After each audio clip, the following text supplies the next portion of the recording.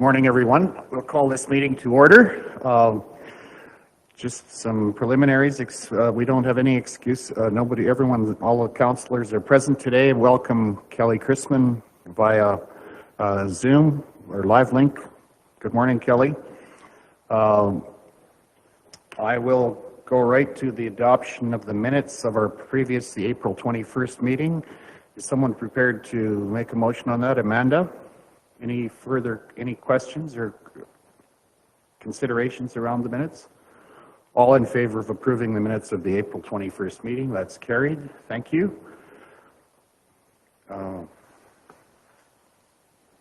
With regard to our agenda, are there any post-agenda items for us to consider today?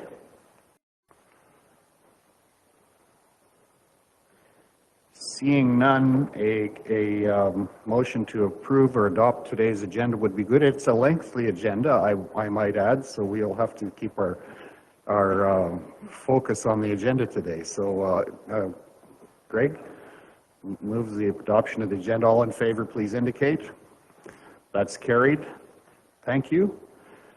Question period or notice of motions. Does anyone have any questions? Or Todd, are you aware of any questions online this morning? We have 2 people viewing, but nobody has asked a question.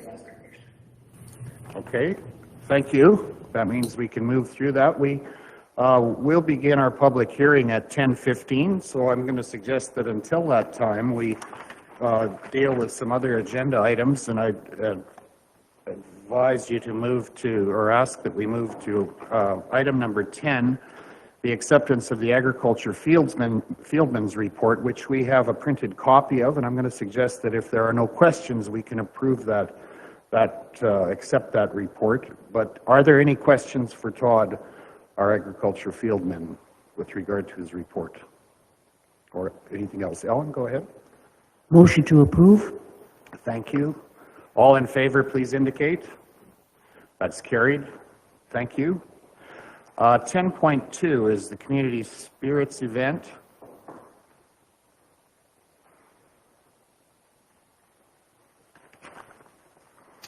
Todd, do you have some comments on that for us, or a report for our consideration? Well, it would be unlike me to not have any comments. Thank you. I'm getting a lot of echoing. I don't know are you guys getting a lot of echoing? Yeah. I hear that. Maybe I'll run down real quick. Okay.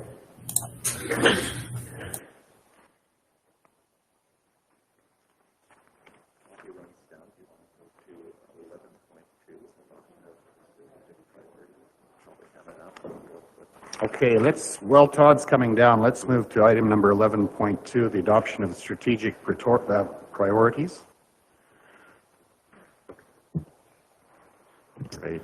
I will take that one. Yeah. So April 11th and 12th, if you remember, we spent a good couple of days with Dr. Gordon McIntosh, and through those discussions, we boiled down some strategic priorities for the immediate future.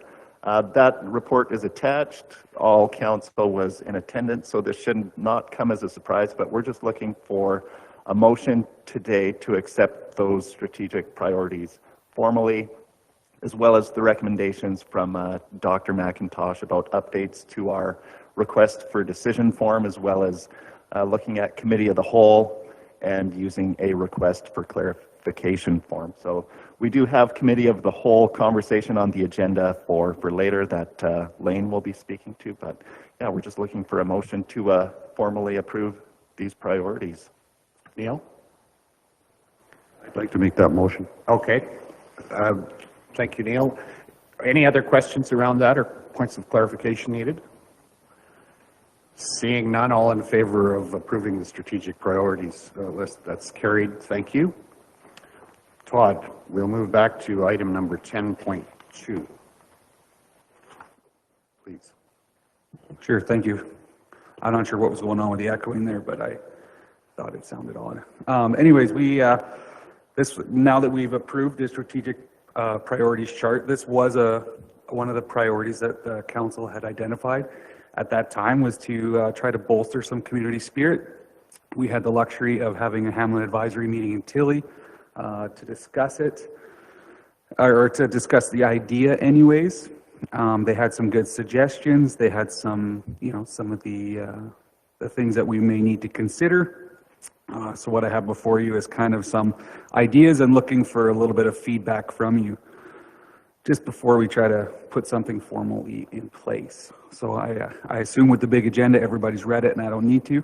But yeah, maybe what are we thinking? Are we just looking at financial support? Do we want to investigate further kind of the block party idea? Dan, please. Tell me more about this block party idea. What does that entail? It's a great question. It actually came, that idea came from the community in Tilly.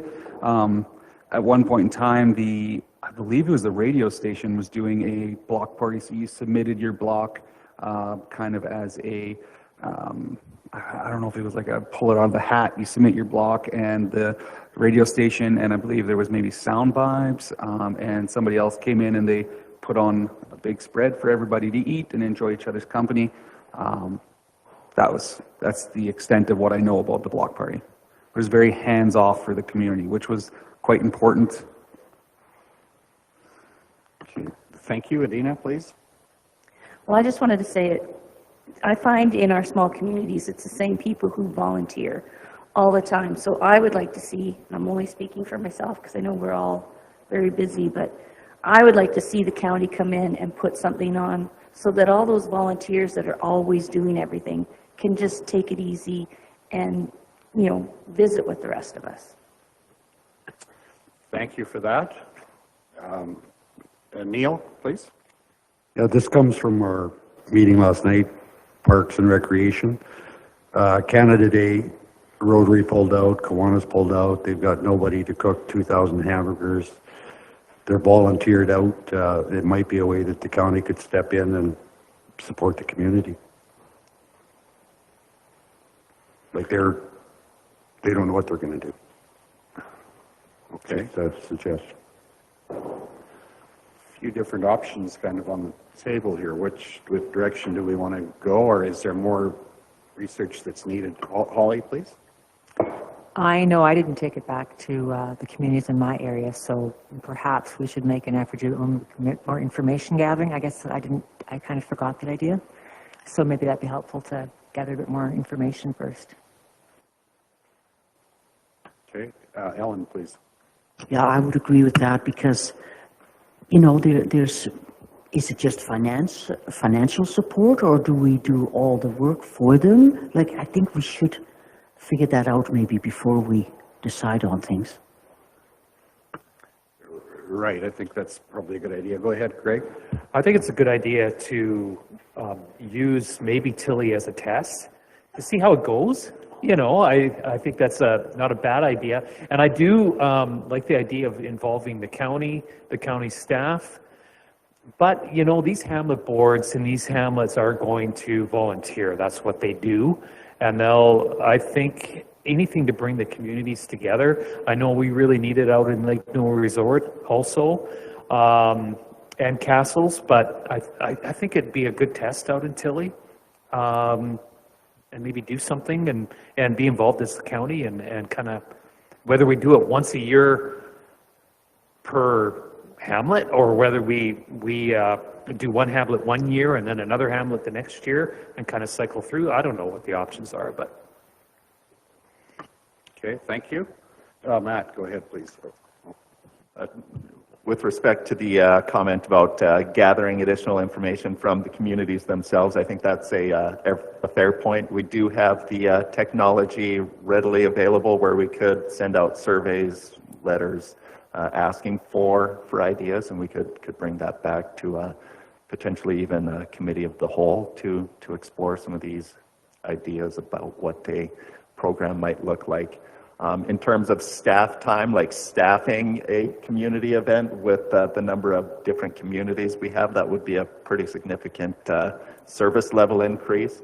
The message we did get out of Tilly was hands off, right? And we are hearing this as like a recurring message again about the same volunteers being kind of worked.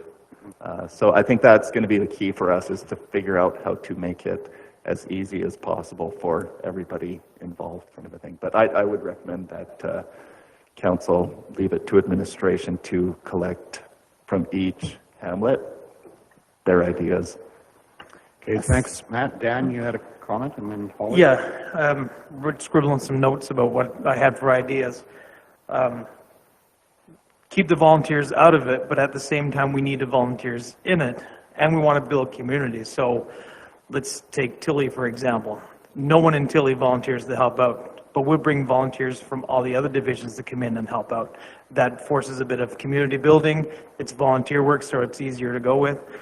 Not such a demand on our staff. Something like that somehow to help bring the community together, and that's what this is supposed to be all about, bringing community together. Okay, thank you. Holly? Although I appreciate having administration do some surveys or letters, I was thinking the best way is for county councillors to talk to their people. Rather than letters, I don't think that needs to be put on the county staff. It's easy. I prefer to do it myself and know who to talk to and communicate some feedback. Okay, thank you. Any other thoughts or comments? Todd, go ahead. I'm all on board with everything, and it was wonderful. The one thing that I didn't know is how much of a financial commitment we want to make to each event, and because that'll drive what we're able to provide or not provide, I think, a little bit. And you know, that doesn't have to be a this year budget adjustment or amendment, pardon me, but you know, if it's a $5,000 barbecue for 1,000 people that might show up, or if we don't want to commit that level of financing. Right. Yeah. Or maybe we want to bring in bouncy castles and a circus, and we'll have an amazing time. Okay. Or maybe that's why county staff is. Yeah. Okay, thanks, Todd. Adina, please.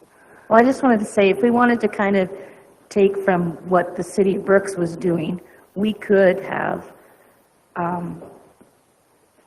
people in the county submit their block, so to speak, and say once a month in the 3 nice months that we have, or 4, and go there as a group and do a party there, and then people can submit just like they did in Brooks, right? Like my daughter's block 1, they all wheeled in with their stuff, everybody came out, and then, you know, 2 weeks later it was somewhere else, and we could just kind of, not necessarily in every area, but you enter to win this, right? Okay, that's an interesting idea too. Any direction? We probably need to come to a head in terms of maybe some more information or something, Matt? Yeah, maybe the best option that Todd has down here is option 4. Investigate more and deliberate further at council budget planning meeting in July for a 2023 program start.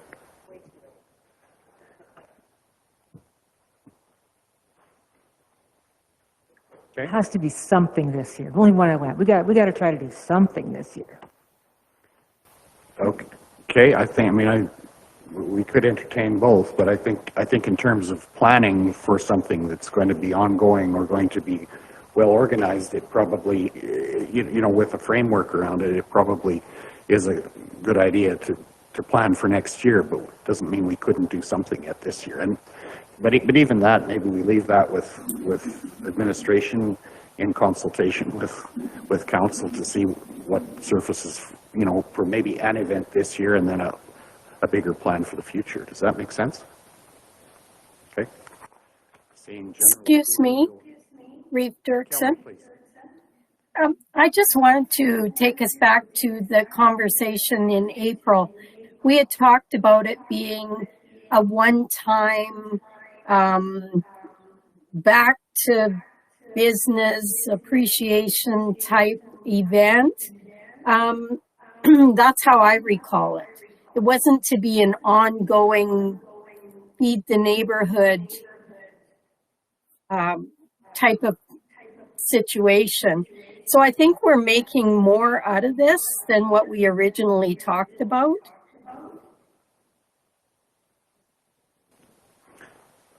Okay, thank you. I think that's a good point, Kelly. Thank you for that.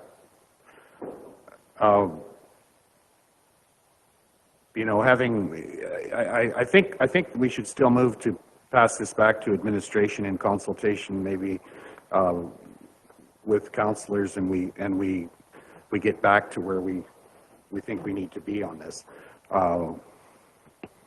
I think both options have some possibilities if that's what we want to do, but I would agree that our consideration for what we talked about in April was more a single one-time block party, for lack of a better term, to get people back together again. So I think we can take this up again in maybe at our next meeting even, eh? Committee of the whole? Yeah. Okay. Thanks, Todd.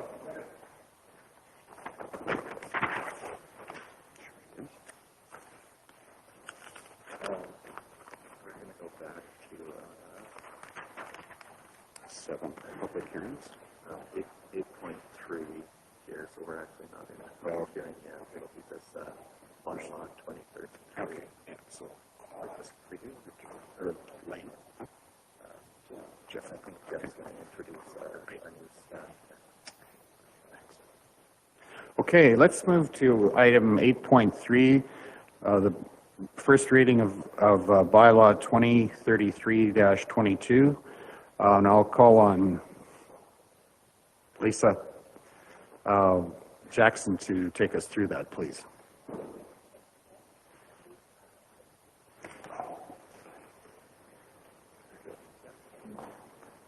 Thank you. Good morning. The purpose of this application for bylaw 2033-22 is to redesignate lands that are in the northeast of 281712 from agriculture general district to industrial general district to allow for power generation and data center operation.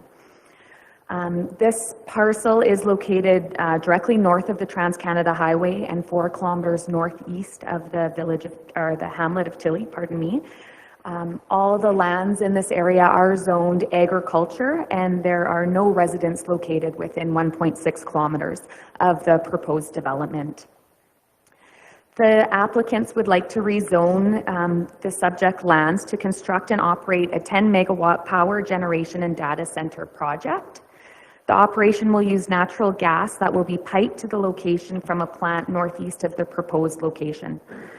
This type of development would be considered industrial heavy because of the potential for noise, which could be a nuisance to the surrounding properties. Industrial heavy is a discretionary use in the industrial general district of our land use bylaw. This application is to rezone only a small section of the northeast of 28, which will only encompass the proposed development area and will not be the entire parcel of land. So it is recommended by staff that first reading be given to bylaw 203322 to redesignate the subject parcel from ag general to industrial general. And the applicants are here today. They do have a short and sweet presentation if council would like to hear it or have any questions for them. Thank you, Maria. Yeah, with the applicants here, if they'd like to make a short presentation, if you're welcome to do that, and then we'll take some questions and we'll move directly. Ask you to be brief if you're able to do that.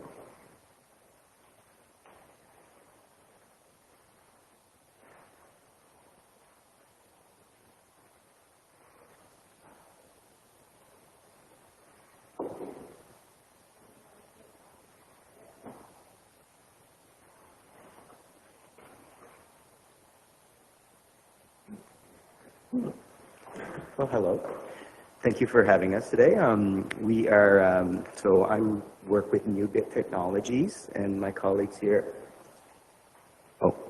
my colleagues here are with Tech Operations.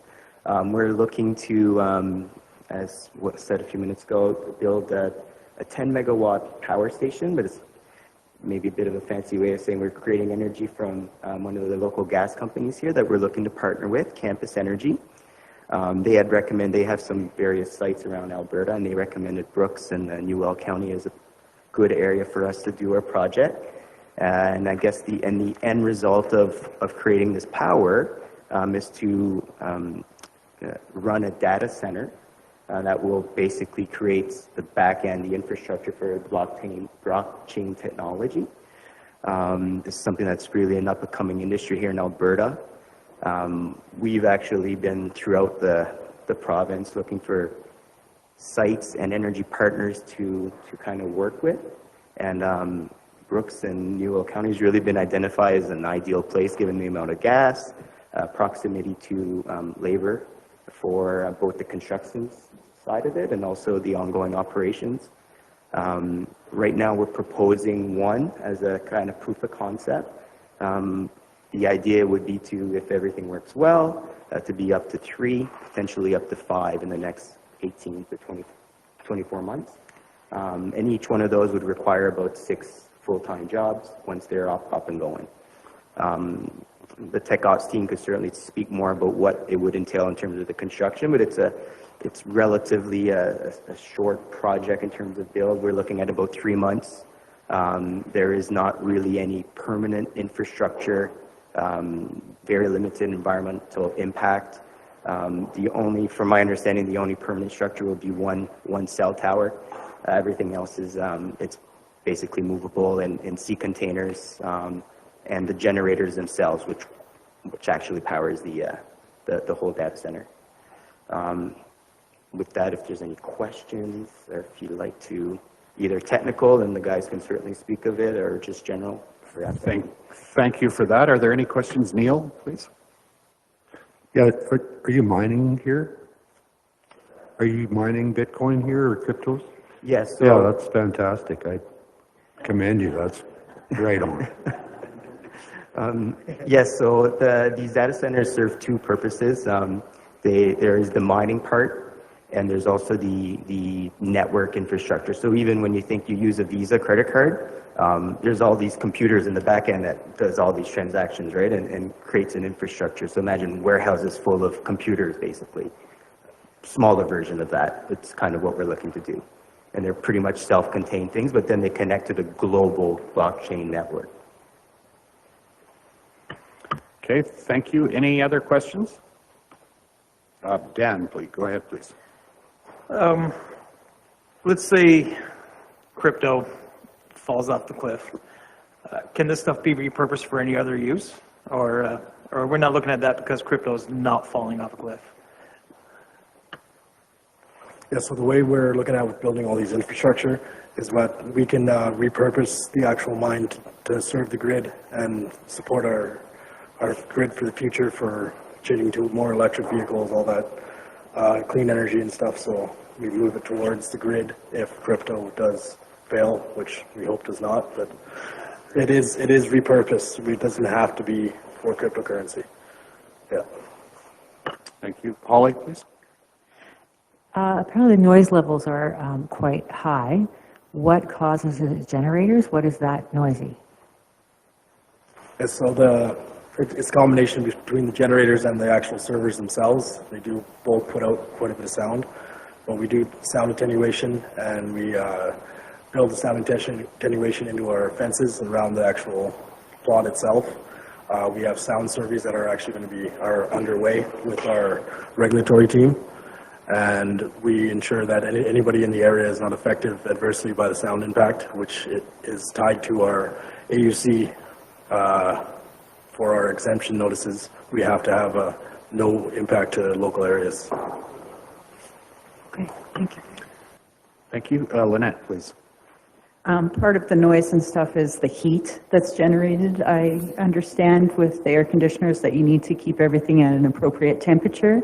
Is that correct? So what we're using, we're going to actually, the computers are going to actually cool themselves through airflow and water curtains. So we don't have any extra heat off of that. But we are also looking small projects in the future for turning the waste heat into actual usable energy or something that we can return as a cooling unit to reduce the heat recovery. So my question would be like, is there extra fire suppression, or what are your fire suppression measures, I guess would be the right word, and are these manned 24 hours a day? Like, is there actually somebody there? Yeah, so with the gas line that's coming in, we'll have full control over it, metering systems and ESD systems. We'll have an emergency response plan with the local responders, and then as well as all required fire suppression with Alberta energy regulators, what they will require from us. And every generator has emergency shutdowns, fire support in the area, extinguishers, all of that. And most of our site is going to be non-combustible. So fire is kind of, once we hit the ESD, cut off the gas, it's shut down. But there will be evacuation measures for a certain radius for our plant. And the second part of your question was, will it be manned? And yes, it will be manned 24 hours, 7 days a week. And we're looking at 2 people at all times, so definitely manned. Thank you. I think Councillor Chrisman, did you have a question online? Go ahead, please. I do, thank you, Reeve Dirksen. My question is, are you requiring any other levels of government approval, whether it's AUC, CRTC, regarding your cell phone tower? Okay, so we have the AUC, like I mentioned, we have the AER, the Alberta Environment and Parks, the environmental impact assessments that need to be required before we actually build in the area for any impacts we may have on the local wildlife. With you guys, all of our county permits, we have, what's the last one?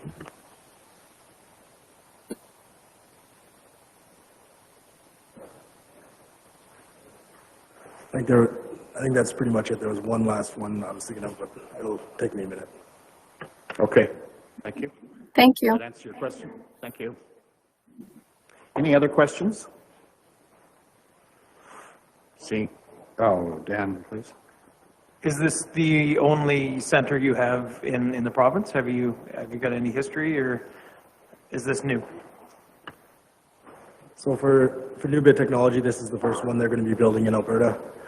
We have operated and helped with construction and permitting on 5 other sites. One in Saskatchewan, 3 in Alberta, and then another small in warehouses and local shelving, basically built in the warehouse, power onto the grid. Okay, thank you. Lynette, do you have a question? I'm ready to make the motion to give first reading to the bylaw redesignation. Okay, we'll accept that. First, thank you for your presentation this morning and for your application. So we have a motion to approve first reading of bylaw 2033-22. Any further questions? All in favor of the motion, please indicate. That's carried. Thank you. Thank you, gentlemen, for coming in, and Maria for your presentation this morning.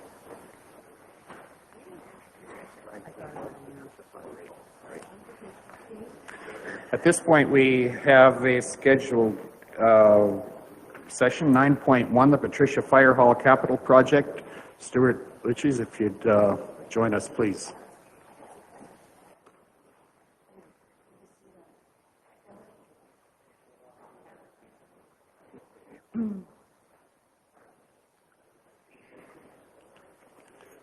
Welcome. Good morning, Reeve Council. Thank you very much for having us today to present this request for decision for the Patricia Fire Hall.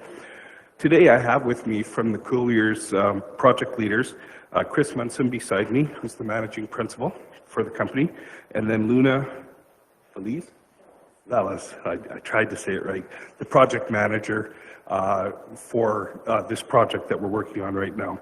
In a few minutes, we'll have this group give us a presentation and an overview of the process to this point, and then, of course, maybe some recommendations as we move forward from this point today. So just to give a little oversight, October 2020, the budget for to erect a fire hall in Patricia was approved by council for $1 million. In June of 2021, we engaged this group to give us some conceptual drawings of the little sketches and things that I had made that I thought should be in a fire hall. We gave it to this group, and we asked them if they could create a conceptual drawing as well as what they felt was a budget price for this project.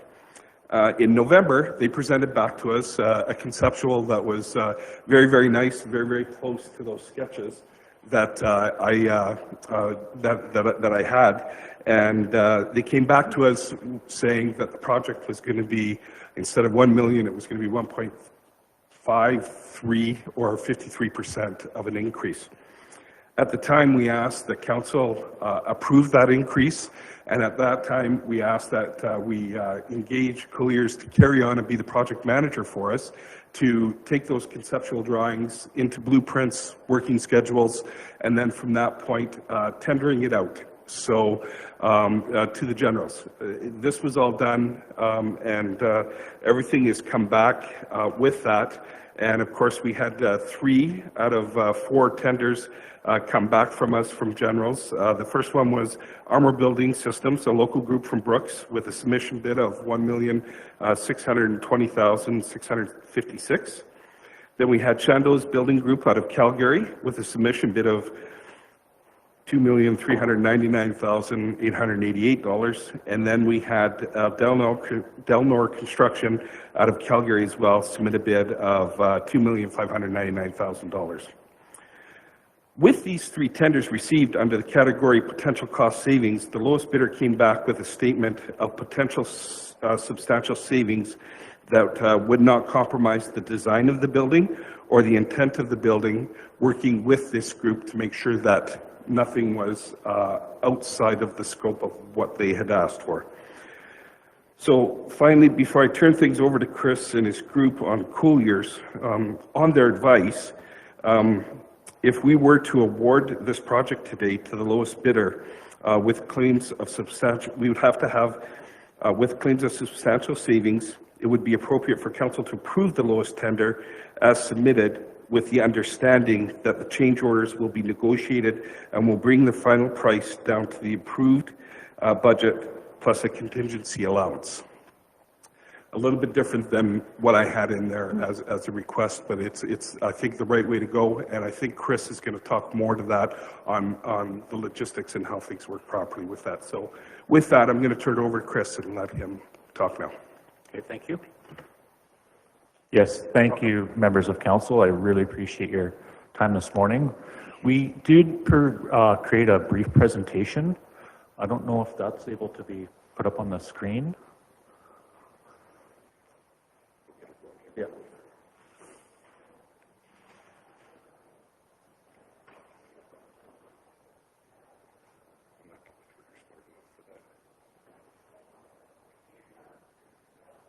I'll get some color.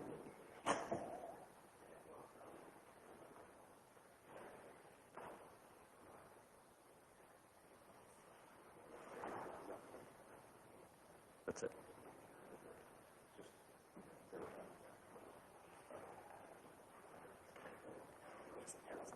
Yeah, thank you.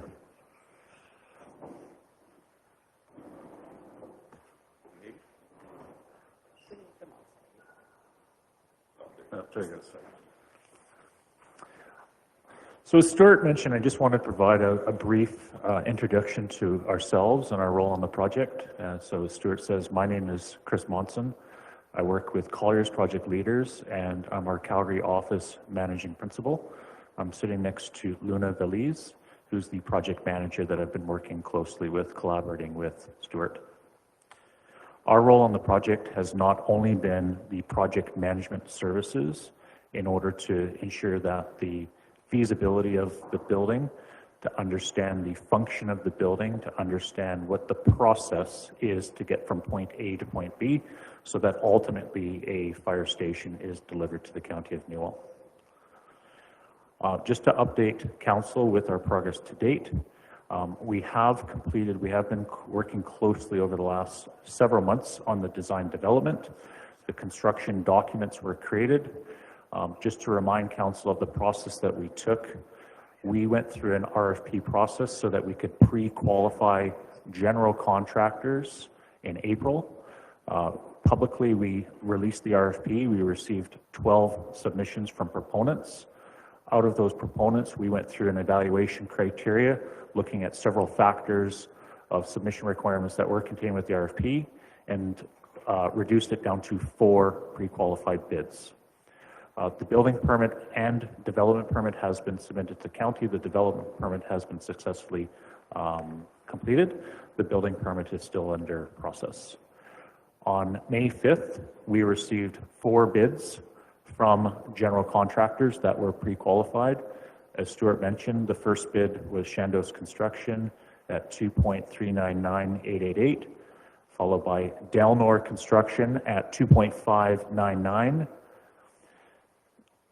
Next was Armor Building Developments at $1.620656. And the 4th pre-qualified bidder was Dawson Wallace, and who selected not to provide a bid. In terms of next steps, as Stuart did mention, we do recognize that unfortunately with today, the construction dollars, the bid amounts that came back were over budget. And so we wanted to present the information to council, provide council with some feedback from our input on recommendations, and then drive towards what next steps be with council support. So where we are to date, we have worked with our design team as well as conversations with Armor to understand what does the building look like if we reduce the construction allocation portion of the budget by approximately $500,000. What that would mean was that the project overall, between the soft costs of the project, so design fees, permits, geotechnical information, survey information, project management costs, everything holistically comes in at the original budget, which means that we would have to reduce the construction allocation by approximately $500,000. We do have a path that council could take in reaction to that budget, which means that ultimately the building changes from a wood frame constructed building to a pre-engineered metal type building. On the interior of the building, primarily we are reducing the level of finishes, primarily from going from gypboard to more metal finishes on the interior. We also have looked at drastically reducing some of the mechanical systems. As an example, we have 3 trench drains that allow for when the fire trucks enter the building and they've got snow in them or they've been washed, that we've got 3 trench drains, we can go down to 1 trench drain. As another example, in order to meet code requirements, something that we've had to put in the building is a fairly robust ventilation system, so that if the fire truck is started within the building and it's idling, that to meet code requirements, we've got a ventilation system that dumps the exhaust from the trucks to the outside. We can remove that system and then put in what's called more of an air scrubber type system. So the path that we've, if council supports it, we can award to Armor and then work with Armor over the next 3 or 4 weeks to produce a contract that aligns with reduction of the overall construction bid by approximately $500,000. I will say with that option, so council has the best information to make the best decision, I will say that that does not come with some risks. One risk would be we already have submitted the permit. The permits would have to be reapplied for. The other is to make council aware that we believe that we're not compromising the functional requirement to the building or how many bays or how the trucks use the building, but there is a reduction in quality. I just wanted to highlight for council the anticipated schedule. So our strategy on the schedule was always to get in the ground with a spring start. Two reasons for that. One is we believe that your level of quality during construction is higher when you're not having to deal with the elements of weather. The other portion of it is we believe that the county receives better value when the county does not have to pay for winter conditions. In other words, more dollars go back into your building. With that said, we were anticipating with the current schedule that we would be able to mobilize them to the site in mid-June, and then construction completion with an occupancy permit would come in the months of January, February. At this point, I did want to make there's three options that I believe council has on the table to decide within. One is, as Stuart had alluded to, we do have the option to award to Armour, and over the next 2 to 4 weeks, Colliers project leaders has the ability to work with Armour, work with our design team, and provide a plan and a contract to align with the current budget. And we are confident that we can do that. The second option is council can increase the budget by approximately $500,000, and we can stay with the current design and award to Armour as is. The third option that I wanted to provide is that we could structure more of a middle ground. In other words, if council were to increase the budget by approximately $300,000, we would still be able to retain the majority of quality within the building. I believe that we would still retain a wood frame type building. However, we do have the option to reduce some of the systems and components within the buildings in order to align with a budget increase of $300,000. What that likely looks like is we would change out what's called the exterior envelope is a panel system called Kingspan. It's a very high quality building envelope system which consists of a metal pan on both sides with insulation. It's called a sandwich panel. Kingspan is known to be an industry very high quality metal panel. It has a very high R value.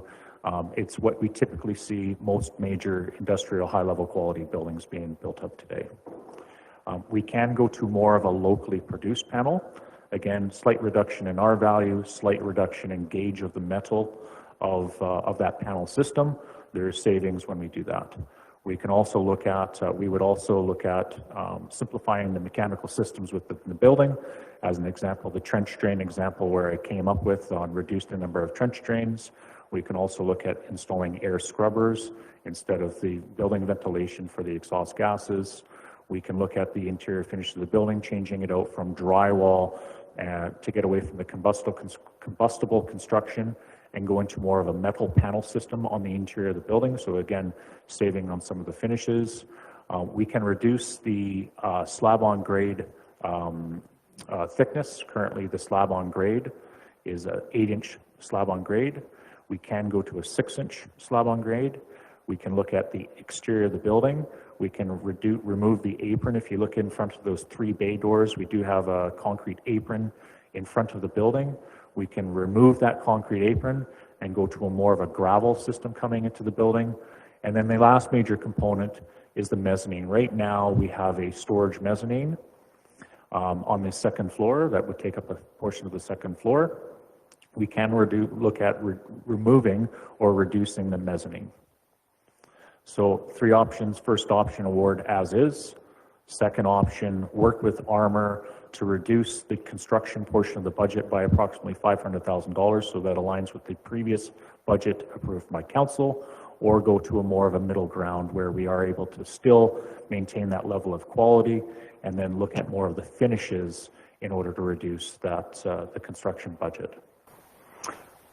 Just a question for clarification. The details that you just took us through at the end here would be the middle ground? Is that yes. What I understood? Is so that the quality would be maintained, but some of the levels of service, like the trenching, just single trench instead of 3, just a little different grade of some of the finish, and then also the slab out front, and also the slab on grade a little thinner was part of that as well. Is that right? Yes. Like the 2-inch reduction? Yep. Yeah. Yep. There are also other opportunities.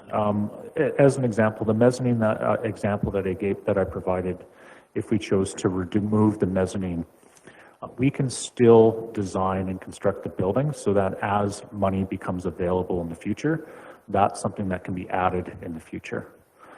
Things like the epoxy floor. At one point, we were considering an epoxy floor for the slab on grade in order for ease of cleanliness so that it can be easily cleaned. Other things that we like epoxy for, but that's something that can easily be added later if the county so far desired. Okay, thank you. Questions, Neil first, and if there's others. You know, when you say the quality goes down, is it still a high quality building? Like the difference between a Cadillac and a Lincoln? Yes, very, very much so. None of the warranties are compromised with this reduction in quality. And I always reflect the county, the reality of these types of projects is the design community designs these to last 25, 30 years, but the reality you guys use them for 40 or 50 years. We recognize that. I don't think that there's anything in this building that we have put in terms of like a cheap material or something that we wouldn't recommend installing. But going, you know, from the example from the Cadillac to the Ford, that's probably a good way to put on it. We're not by no means installing materials that are going to only last a few years. I would still look at this building as being able to champion for the county for the next 30 to 40 years. Thanks. Thank you. Matt, you had a question? Yeah, I guess my question when we talk about reducing quality, I'm curious about the impact of the useful life. Will the useful life of the building be impacted materially by shifting from one building envelope type to another? My opinion is no. I think that Kingspan panel, which was the basis of the design, is an industry leader in pre-insulated metal panels.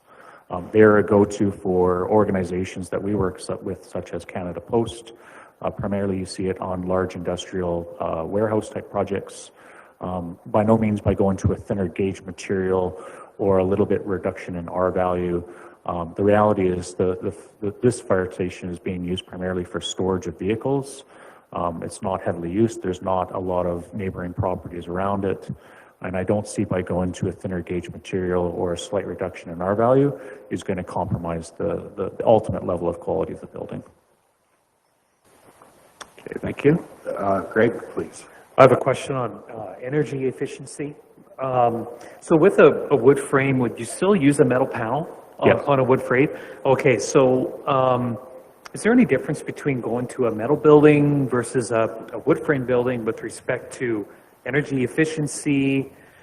Is there, because these are fire engines and they will be dealing with moisture and things like that, is it better to go with a metal building versus a wood building mold-wise and all these areas? Is there a difference there? I think there's really 2 or 3 things to consider the advantage with both types of systems. For one, pre-eng generally goes up faster. You think of it as kind of the garage in the box type of example where you're dealing with Lego blocks. The manufacturer of pre-eng buildings have the kind of the garage in the box, and it's built on site. One thing for consideration is my experience with wood frame buildings is they tend to be much easier to modify in the future. If we go with a pre-manufactured type system, typically as you expand the building, you're typically locked into much tighter tolerances in terms of the county's ability to expand the facility in the future. Not that it can't be done, but we do find that wood framing is much more accustomed to the details of being able to be expanded in the future. Now, to answer your question directly on thermal performance between pre-eng buildings and wood frame buildings, I think historically pre-eng buildings have gotten a bad rap for not being very high level of quality. I think that historically pre-eng buildings have been more of that, call it garage in the box type example where As an owner, you can go out and go work with the range manufacturer, order something out of the catalog, and it shows up on site 12 weeks later. They have definitely caught up with the times, and there are more and more buildings being built out of range materials. As far as the thermal performance between each, they're very, very much on par with each other. I think the larger part of it is when you do go to more of a conventional wood frame building, there's a little bit more time that needs to be spent between ourselves and our consultant team, making sure that the framing details are very high level of quality, make sure that the connections are very high level of quality, make sure that there is no thermal bridging. But the R values can be typically very, very close. Thank you. Ellen, please. Now currently, this would be for you, Stuart. Currently, there is one bay, correct? And so now we're going from 1 to 3 bays. So what are the chances that this needs to be, in the future, be expanded, since we already go from 1 to 3? It's a very good question.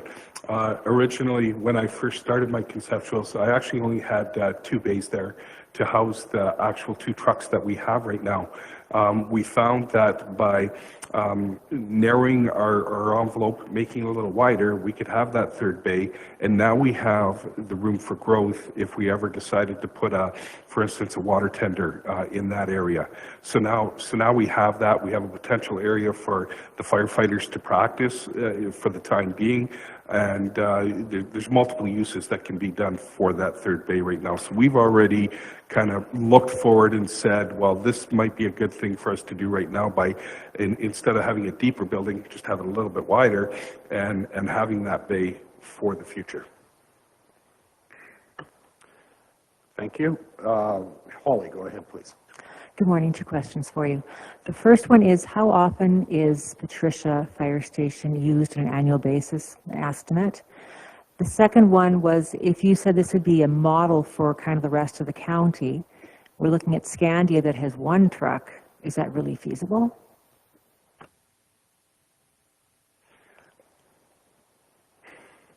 I missed the first part of that question, sorry, or I forgot it just as quick as you said, once you said Scandia.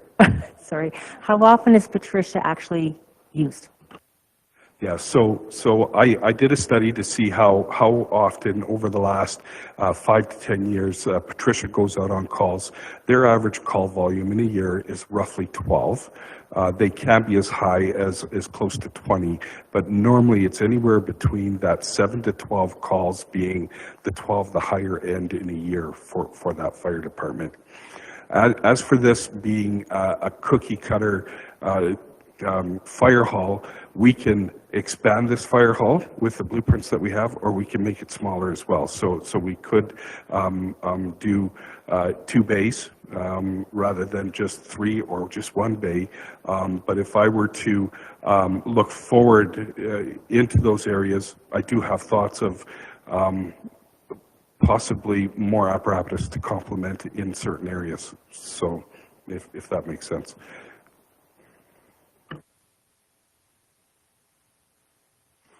Okay, thank you. Any other questions?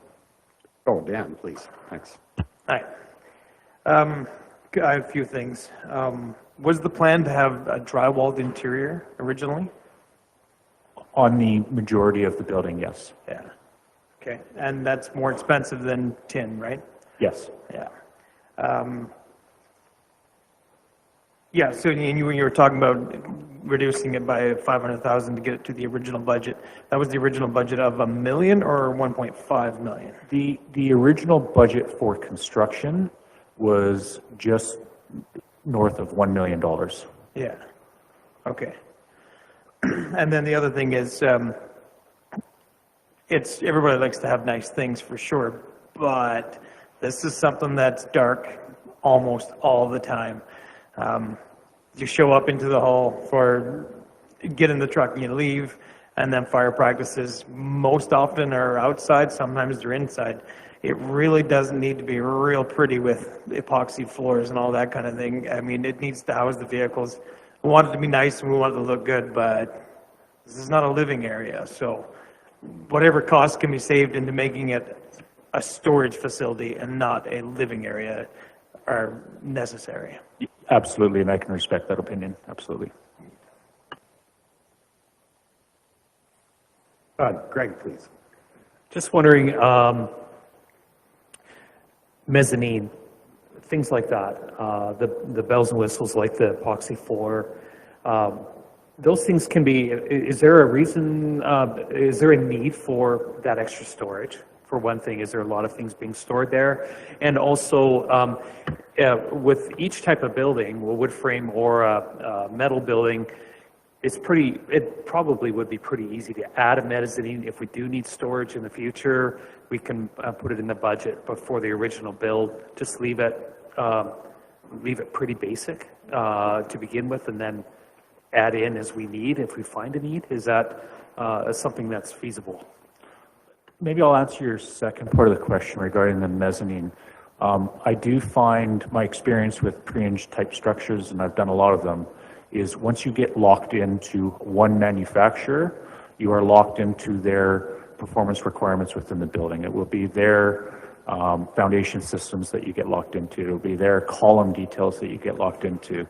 It'll be their interior detail, connection details that we get locked into. I do find that wood framing is a lot more adaptable to implementing future needs as the needs change within the county, and not only expansion, but going up as well. Okay, thank you. Stuart, I have one question that's a little bit specific, but maybe you can give me a sense. I'm most familiar with the look of the GEM Fire Hall, which is built many years ago relative to today. I don't know, 15 years ago.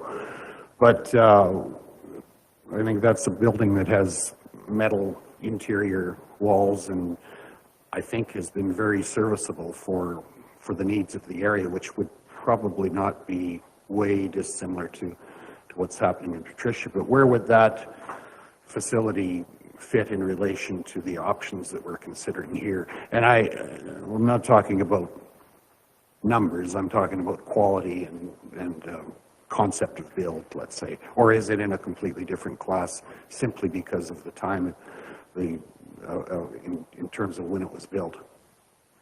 Thank you, Reeve Dirksen, and I think it'll answer to your question as well, Councillor Screer.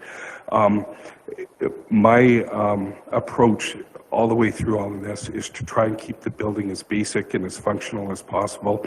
And the GEM Fire Hall is a very good example of what we need for a fire hall. It works very well. It's very functional with a corrugated tin on the interior, even up into their meeting room up on that mezzanine level that was created later. It's metal as well. So I am not opposed at all to doing something like that. At the end of the day, the only thing that I'm looking for is a product that we're proud of, that the firefighters want to come into, and things like that.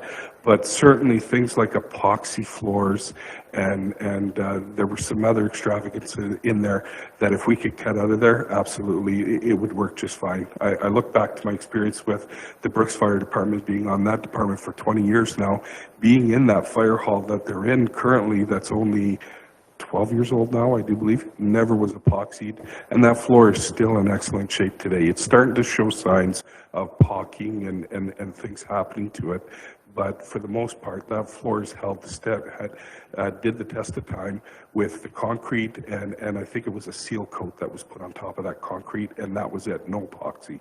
So I definitely would work with Colliers and whoever was awarded to make sure that we're not putting those extravagance things into it.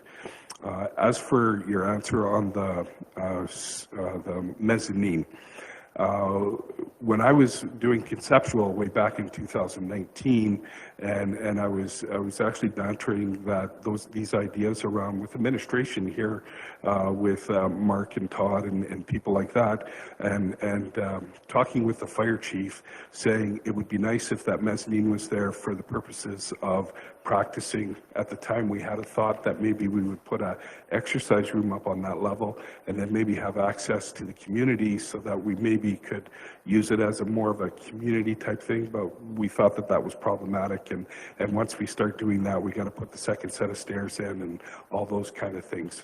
For myself personally, I thought that mezzanine level would work best, and it's the way it's set up right now. It's a blank canvas, there's no rooms up there, nothing. It's wide open space, and it's typically for fire practices.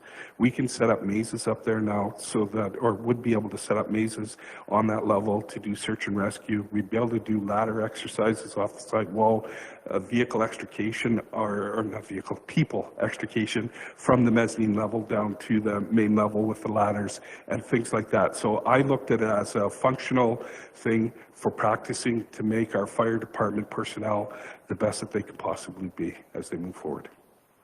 Okay, thank you. A couple more questions, and then Holly, and then Dan, please. I'm just looking at your options, and I'm looking at option 2. We have council authorize administration to negotiate a lesser amount.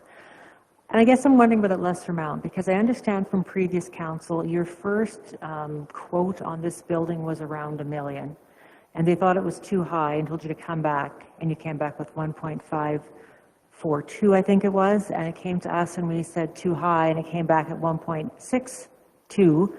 I'm kind of going, a lesser amount to me, I'd be wondering a flat amount. You know, what are you looking at, rather than just saying a negotiable amount? I don't know what that means. The price just keeps going up, and it makes me nervous. I think Chris will attest to this, and he can answer this in just a second. This whole process through lots of emails to Chris, conversations with him about, we need to get this budget down to the $1 million where I originally asked for it. I've been really, really pushing to keep it there. It's interesting, I was looking through my request for decision back when I originally asked for this project, and I had said that if this project were to go ahead in 2023, when I originally thought, after processes and stuff, that this building would have been close to $1.2 million. So today, we're bringing to you a high bid for sure, but with a group that says that they can bring it pretty close to that $1.2 million. So I think we've brought you a viable solution, and you know, costs increase every year as we do not put a fire hall in place. So we have to keep that in consideration in mind as well. Thank you. Dan, please. Oh, I'm sorry. Yes, that's right. Sorry about that. Yeah, no, thank you. And I agree with what Stuart's saying. As project managers, when council appoints a budget, it's our responsibility to provide a council a solution that is within that budget. And so if the direction from council is to drive the project toward that original budget, I'm confident that our team can do that, but there is a compromise in order to do that. I would like to speak also to council so that we ultimately do understand the holistic horizon of what we are seeing nationally as far as what the cost of construction is. We're dealing with escalation costs within construction now to the amounts that we haven't seen since the early 80s. We're dealing with wars in Ukraine, which is driving up fuel costs. In all of my career and all of my time, I have never seen construction escalation approaching 12, 14%. We've got an independent cost consultant that we've been working with nationally that has made an assessment that they believe that for this year in construction, escalation in construction could approach 15%. They don't see escalation coming down in construction likely over the next 3 years, and then it could stabilize.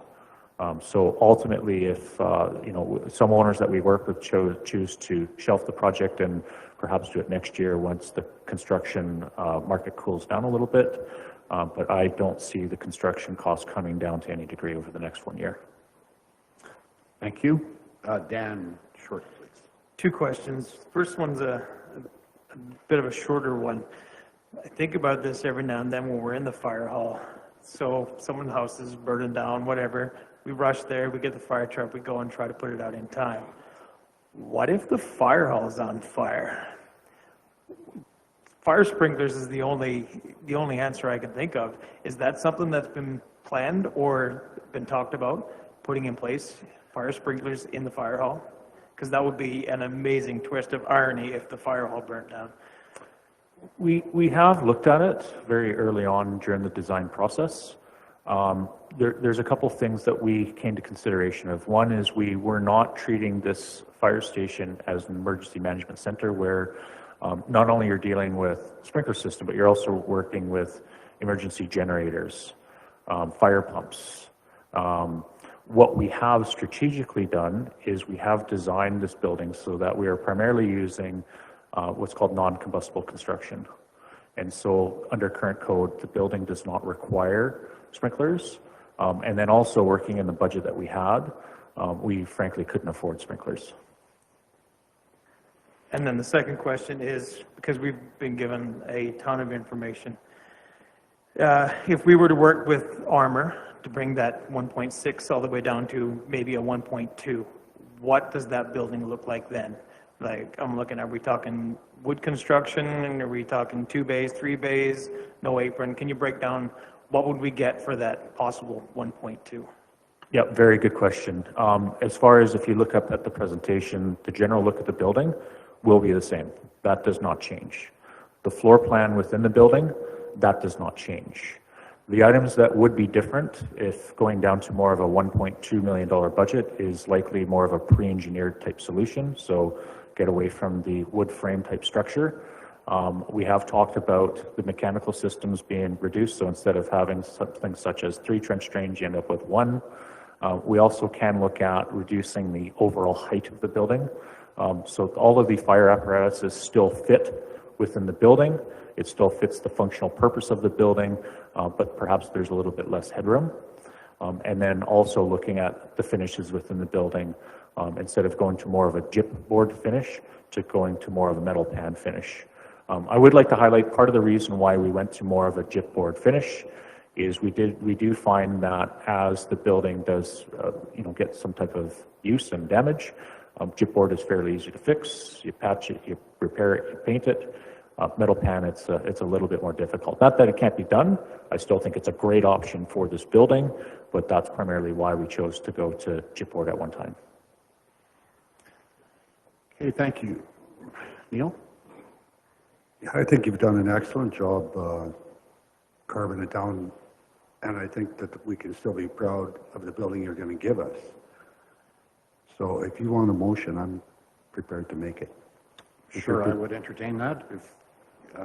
Yeah, I move that we take their second option, work with Armor, keep it in the 1.2, $1 million bracket, and give us something we could be proud of. And within that, there would also be the we'd have a peg price at some point in this, would we? Yes, so the way that we have currently structured the construction methodology component of this project is the contract form we would be recommending. It's called a CCDC2 stipulated price contract, which essentially locks in the general contractor for a fixed cost. We would still recommend the county carry a contingency in the range of 10% of the cost of construction to ensure that any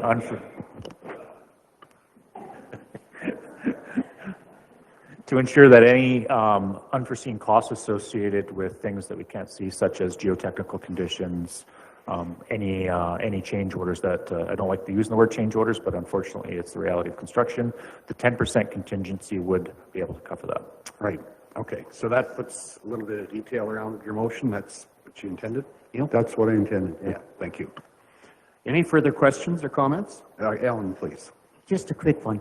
What would this be per square foot, if you know? I would have to get back to you on that. I can probably work it out on my phone quick. So for construction only, the bid that we've currently received from Armor is about $373 a square foot, which is much higher than we've seen in the past for a building of this type, which is, we're hoping to bring it back down to the lower 300s. We'd have to look at that exact number, but yeah, if we're getting it back down to the 1.1, it's going to be more in line with some of the numbers we've historically seen. But yes, the bids that we received are, escalation is where it's at right now, and it is much higher than we've seen in the past. Thank you. Matt, you've got a Yeah, so just for doing Ariana a favor, I just want to restate the motion for the minutes to make sure we're all clear on the motion. So that council authorize administration to negotiate a lesser amount based on an acceptable change in scope for the project, which brings the final approved budget to 1.2 million plus a 10% contingency. Are we on the same page?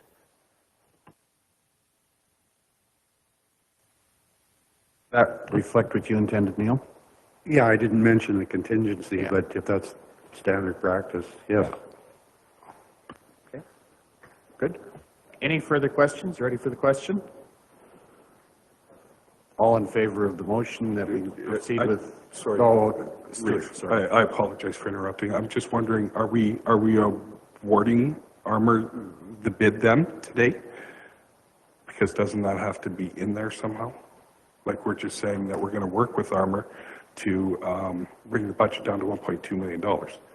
So I think it needs to be worded in such a way that Armor will be awarded the contract of whatever the price was, with the understanding we're going to bring the budget down to that. Does that, I don't mean to confuse things. I just want to make sure we're doing it right today. no, that's a good question for clarification. Matt, do you? Yeah, now you've got me. Chris, have you got Yeah. some context for us on that? To wordsmith that. Yeah, maybe perhaps council could take under consideration awarding Armor the intent of the contract. Yeah. And then Colliers, over the next several weeks, works not only with Armor, but also our design team to come up with a revised design. Colliers will draft a contract on behalf of the county, and ultimately the county will have the authorization to sign off on that contract form in the next 2 to 4 weeks. I think that makes sense. Matt, you comfortable with that? Yeah, I'm just trying to think how we wordsmith that motion. Would you read that motion back to us? Do you have that handy, Ariana, or not yet? Too many mics. I got as far as Colliers. Okay, I've got moved by Councillor Johnson that council awards the intent of the Patricia Fire Hall project to Armor Building Systems in the amount of $1,620,656 and authorize Colliers to negotiate a Change in scope? Can we add in with the approximate budget of I really want a number in there. I really don't want it open. continuing from authorized Colliers to negotiate a change in scope, which brings the final approved budget to 1.2 million plus 10% contingency. Yes, if I could make a recommendation just to ensure council is fully supportive. We are talking about the construction budget, not the overall budget.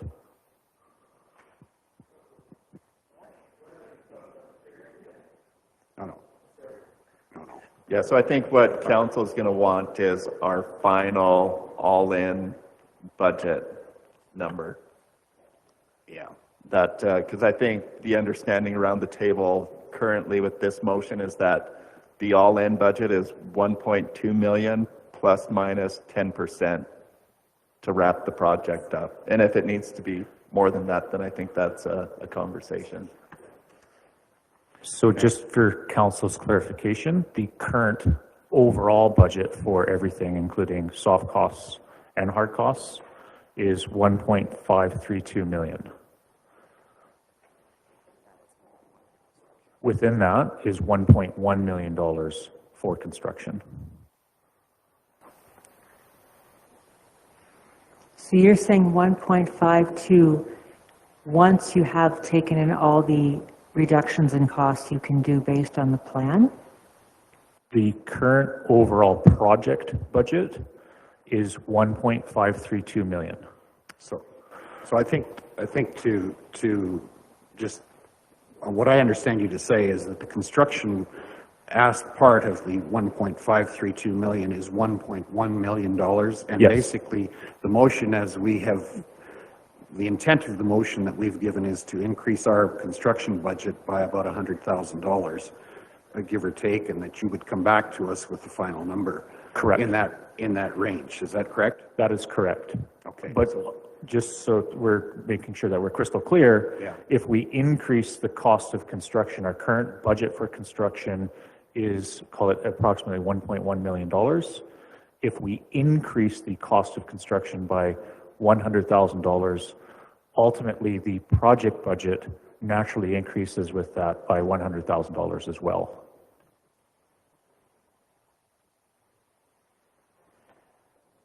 Okay, I'll try to, or do you want to put it into, I think I can put it into layman terms. We projected an estimated cost, all-in cost of $1.532 million. Of that, the construction cost, which is what we're talking about, building the building, was $1.1 million. Our discussion here was about moving the construction cost from the awarded budget of, or awarded contract of 1.62656 down to about 1.2 million. So a reduction in that amount, but an increase of $100,000 to our initial consideration for the all-in cost on this project.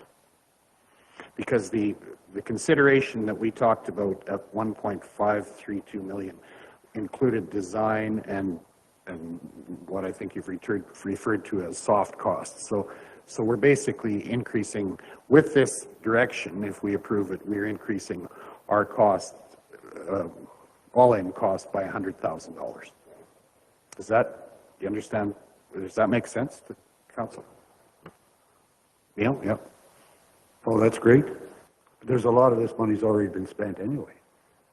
Yes, we were looking at that this morning. The county has already committed approximately $200,000 in fees, and that was for our design fees, project management surveys, geotechnical reviews, and other studies that we've had to do in order to come to order today.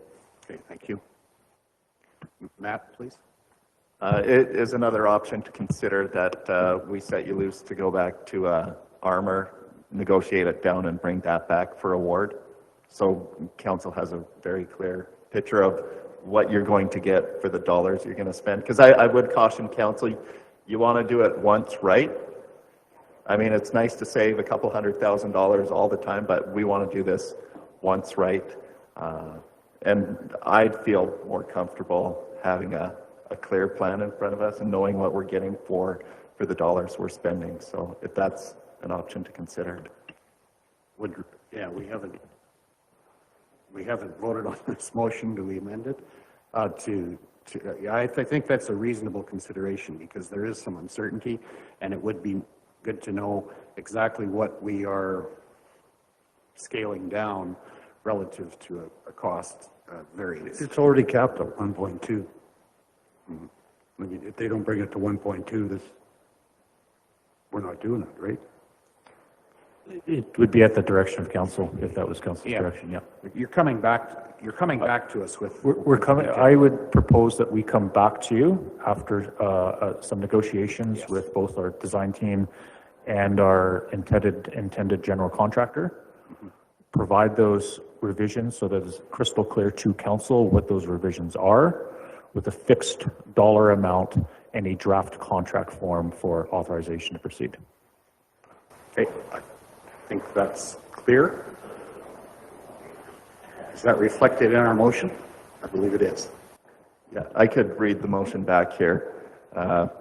Moved by Councillor Neil Johnson that council awards the intent of the Patricia Fire Hall project to Armor Building Systems and authorizes Colliers to negotiate a change in scope for the project, which brings the final approved budget to $1.532 million, plus a 10% contingency on the construction costs. Yes. We got it? Yep.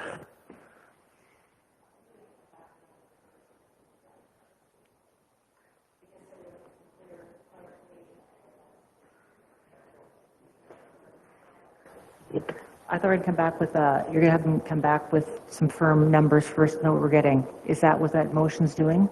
Because to me, it sounds like you're setting it. You're already saying 1.532.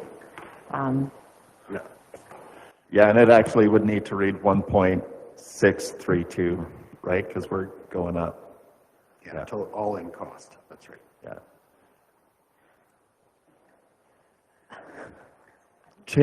All right, so Ariana, where it says to negotiate a change in scope for the project, which brings the final approved budget to 1.632 million, plus a 10% contingency on construction costs, which will be brought back to council for review before the contract is approved. Right, yes.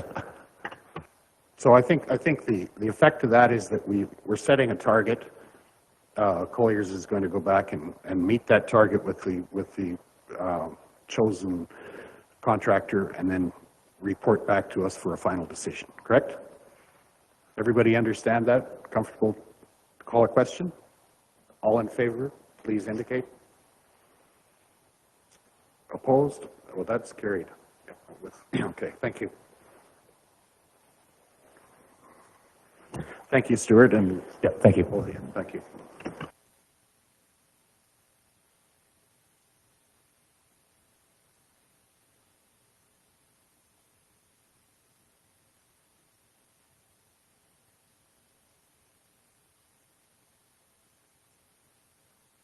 I'm going to suggest we take 5 minutes and be back here at 25 after.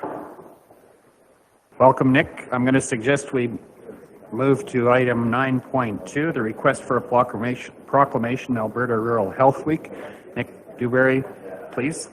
Perfect. Thank you very much for having me. My name is Nick Dewsbury. If we haven't met, I'm the Economic Development's summer student for the Brooks region. And yeah, as we all know and made even more evident over the last few years, Alberta rural health efforts are a foundational component to keeping the community safe, healthy, and secure. They create jobs, bring in volunteers, provide services province-wide, and are a vital part in every smiling rural community across Alberta. Alberta Rural Health Week is a designated week in which healthcare workers residing in clinics and hospitals across rural Alberta are lifted up by their communities to show support and recognize their countless hours of commitment to their fellow citizens and neighbors. Recognition may look like signs and cards of appreciation, baked goods, food platters, balloons, or flower bouquets, as well as endorsing the RPAP hashtag Rural Health Matters. RPAP also highlights the celebration as an opportunity to bring attention to the rural health organizations and workplaces to attract more health professionals to the area, which is something that we all know we need. The Brooks Region Economic Development staff will be showing gratitude to the medical clinics, hospitals, EMS, fire departments, and RCMP detachments in the region by delivering a small token of our appreciation. We'll also be taking photos and videos to post on our social media feeds. So the recommended action is that the Council proclaim May 30th to June 3rd, 2022 as Alberta Rural Health Week in the County of Newell. Thank you, Nick. Is someone on council prepared to make a motion to that effect? Amanda, please. Any further discussion? All in favor of declaring May 30th to June 3rd Rural Health Week, please indicate. That's carried. Thank you. Thank you. Thank you, Nick.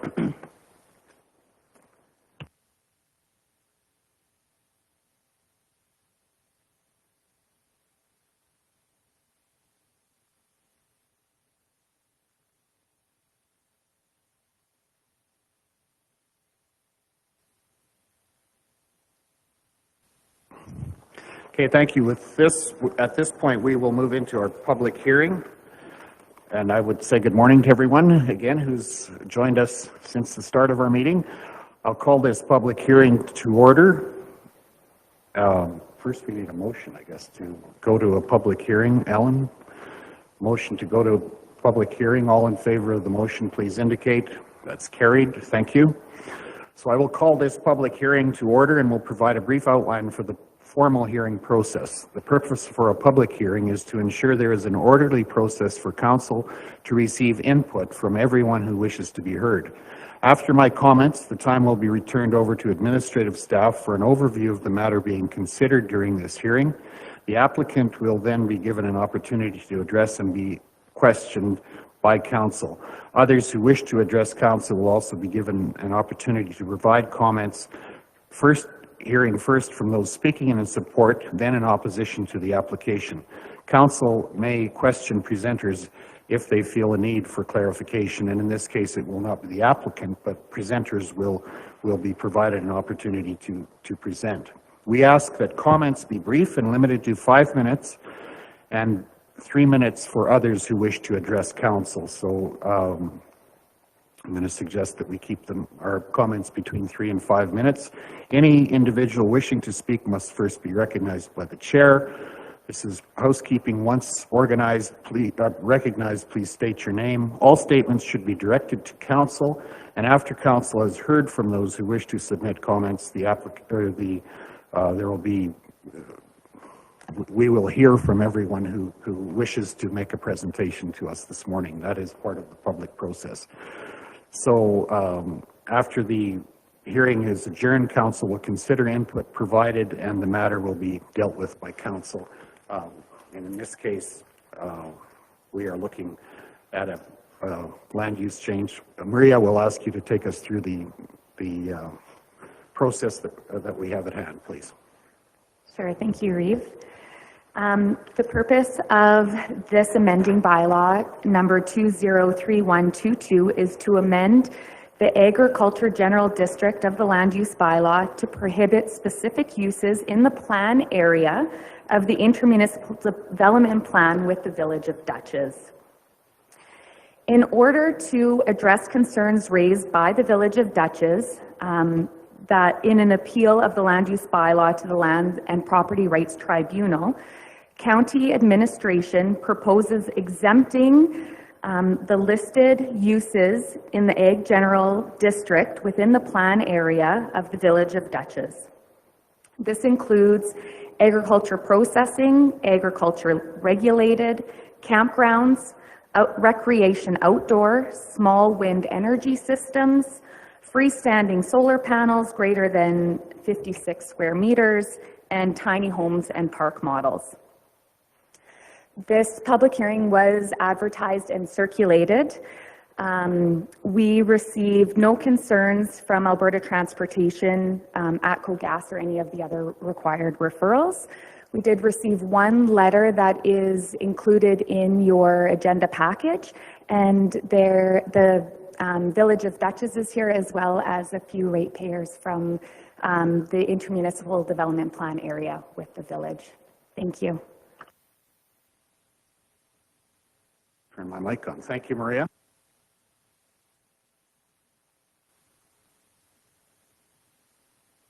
There, okay.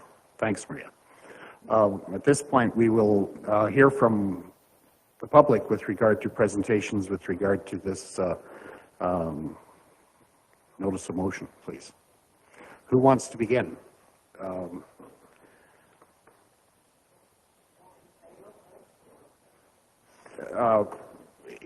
Yes, we'll start with parties in favor of the motion as it's indicated. Anyone speaking in favor? Seeing none, we'll go to any of the public who wish to speak in opposition to this motion. Who wants to begin? Village of Dutchess, sure, please.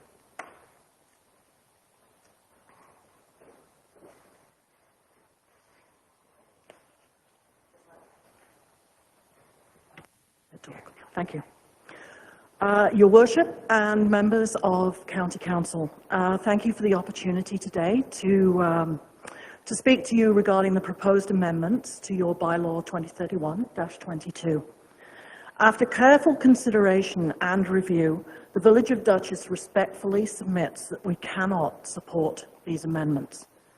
As you are aware, the Village and the County are currently engaged in mediation. to resolve an appeal involving this bylaw 2031-22. It is an active file with the Land and Property Rights Tribunal.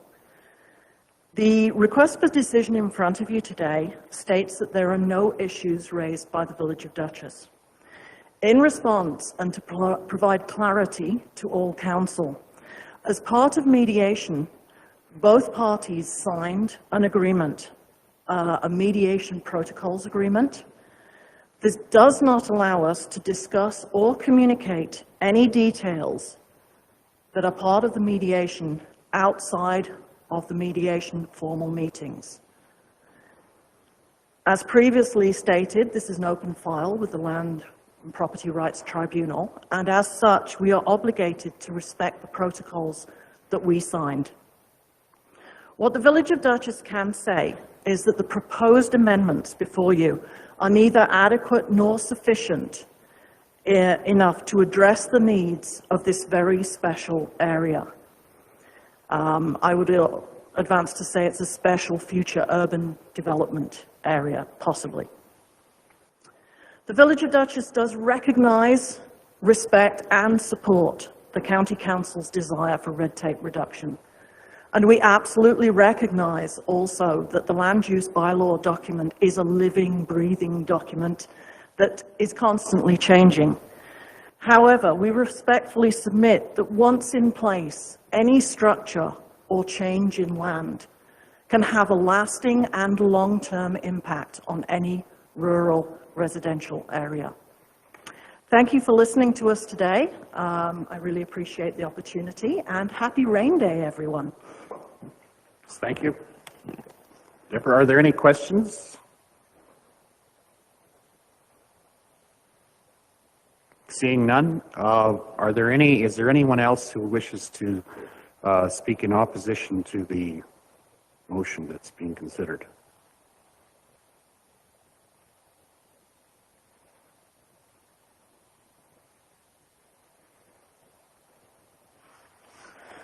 Maria, would you be able to read us the letter that was received from a landowner? Yes, that would be appreciated if you could read the letter that was presented in a letter of concern.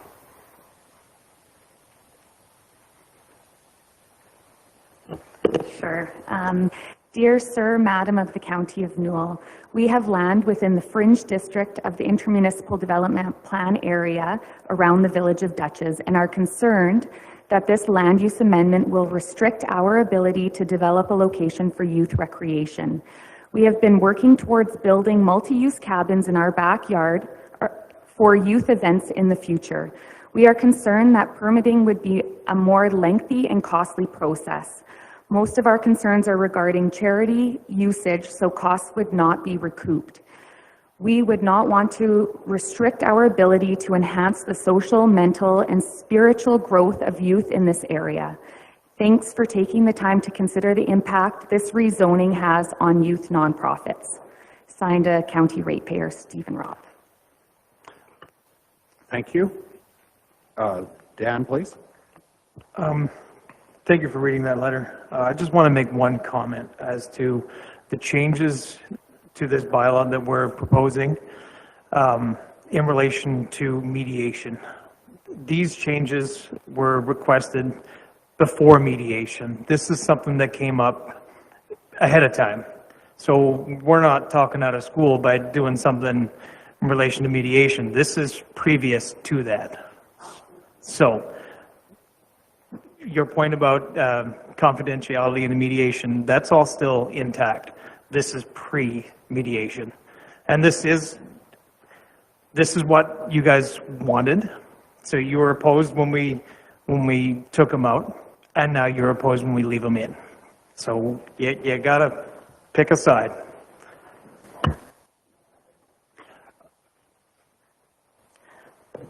Thank you. Deborah. Councillor Short, that's a very good point. The reason that we referred to the mediation process is because we respect that these are points that were brought up earlier. However, we cannot respond to them in the public forum. with any of the information that we have discussed in mediation as our concerns over what has been proposed. So just to make that clear, we are not in any way, shape or form accusing the county of breaching anything. We're just saying we can't actually adequately and fully respond in a public hearing because these are topics that we have discussed actively in the mediation meetings. Does that clarify? I think it might also help clarify to know that council understands the process that's been gone through here and the request that's been made for this type of maintaining a certain planning process around the village of Dutchess, and is responding to that outside of the mediation process. And certainly from council's perspective, I don't think the discussion around what happens in the urban fringe area is closed by any means. This is just a process in response to what we've heard to date.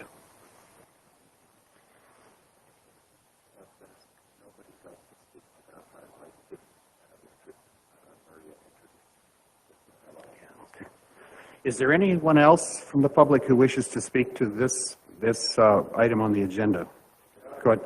Take the mic and please just introduce yourself, Ken. Thank you. I'm Ken Neufeld. I live just outside of the town of Dutchess. And I don't know what side I'm on. All I know is that I've respected the county's ability to kind of control what's around me, and I have no concerns about that.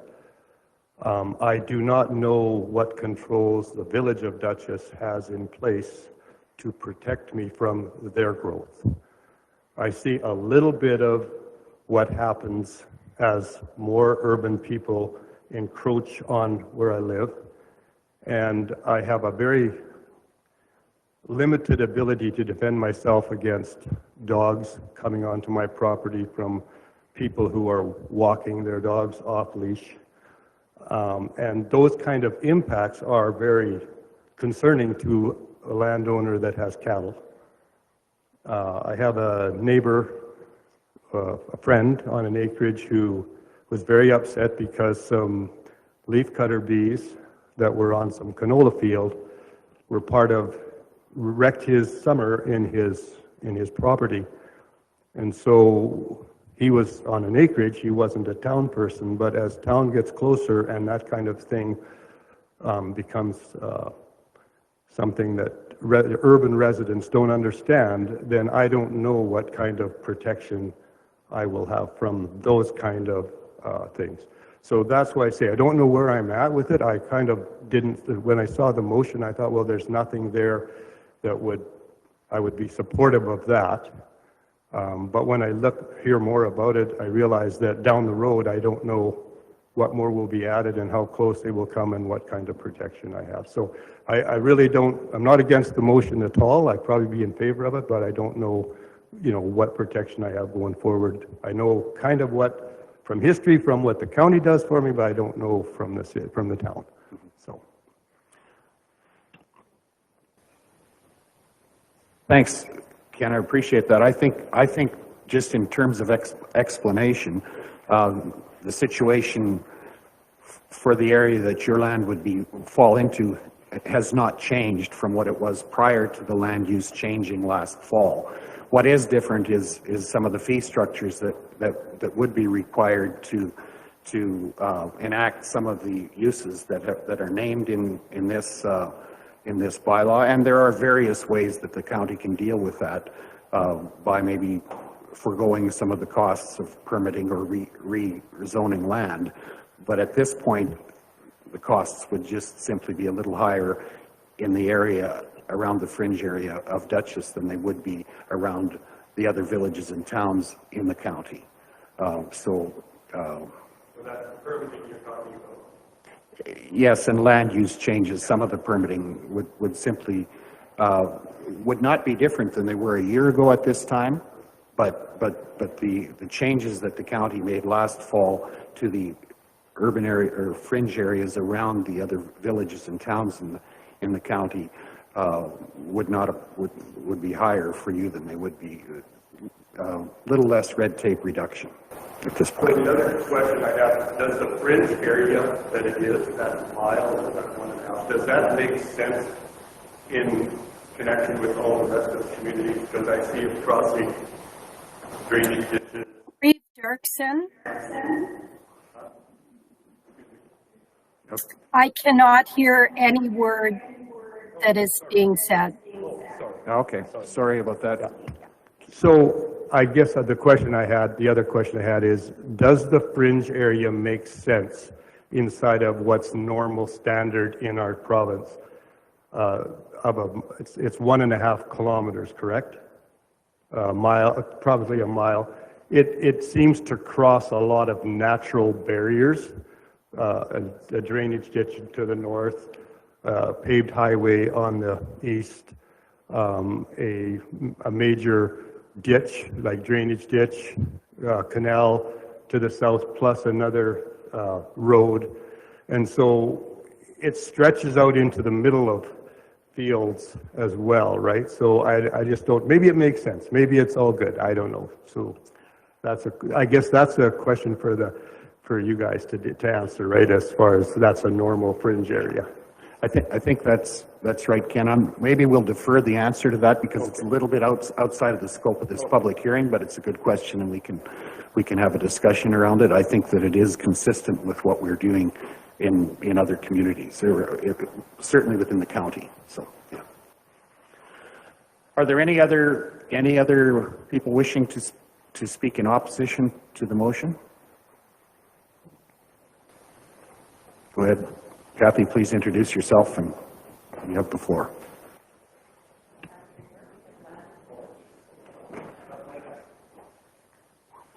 There you go.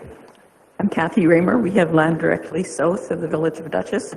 My understanding was that the county's role is to make the urban fringe, the process less,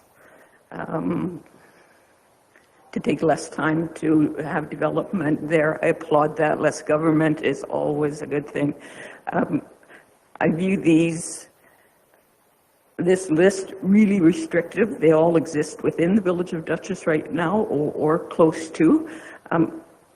As landowners yourselves, are you willing to put these restrictions on yourself? What impact would they have to you? I think they're too invasive. 2 of them are agriculture. We're agricultural land, and so for everyone else to be protected at the expense of agricultural land leaves me a little bit concerned. You, Kathy? Any comments or questions? Seeing none, and any other presentations from the public at all? Seeing none, we'll move to the next topic in our public hearing, which is item number 7.3 on our agenda. Bylaw 2032-22, road closure and lease on the northwest of 3414 west of 4. Maria, please take us through the details. Thank you. The purpose of Bylaw 203222 is to close the road allowance along the western boundary of the northwest of 3414 to facilitate the installation of a corner arm onto an existing pivot. The lands are in Division 1, approximately 4.5 kilometers west of Rolling Hills. These lands are currently, the parcels on all sides of the road allowance are in the Agriculture General District, and lands on either side of the road allowance are owned by the applicant. Legal access to the southwest of 34 is from this road allowance. These lands are currently accessed through adjacent properties and along the EID Canal right-of-way. If a road closure and lease is approved, there would be the option to reopen this road allowance should legal access be required to access these lands. This public hearing was circulated to that landowner, and they did not have any comments or concerns with this road closure and lease. was also circulated to required referral agencies, and there was no comments or concerns in that regard. That's it. And I do not believe anyone's here to speak on this one. Okay, thank you. Are there any questions from council?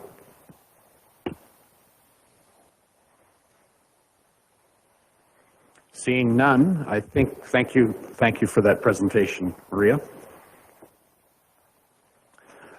I believe that brings us to the end of our public hearing, and a motion to move out of a public hearing would be in order. Oh, just before we take that, we'll take a question from Councillor Chrisman. Kelly, do you have a question or a comment? No, actually, I was wanting to move out of public hearing.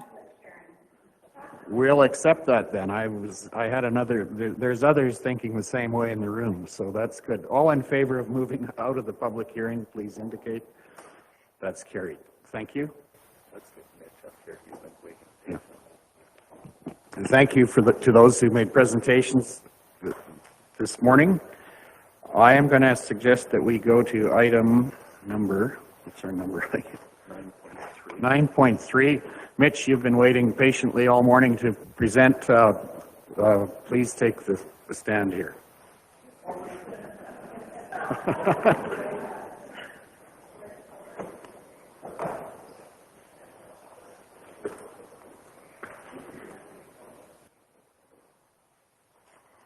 The economic development update.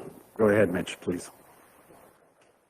Great. Well, thank you very much. It's been a blustery start to the day, but thank you for bringing me in here. I'd like to thank you first for inviting me to present to County Council today on the work of the Regional Economic Development Department, and to give you a summary of the economic development strategy that was recently approved by Joint Services.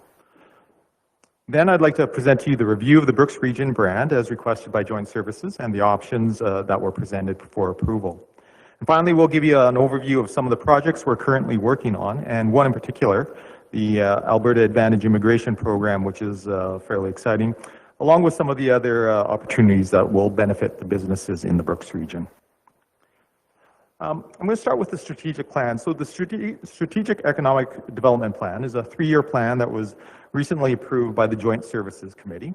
And it lays out the strategy and the work plan for the Brooks Region Economic Development Department through 2024. So it's a 3-year plan.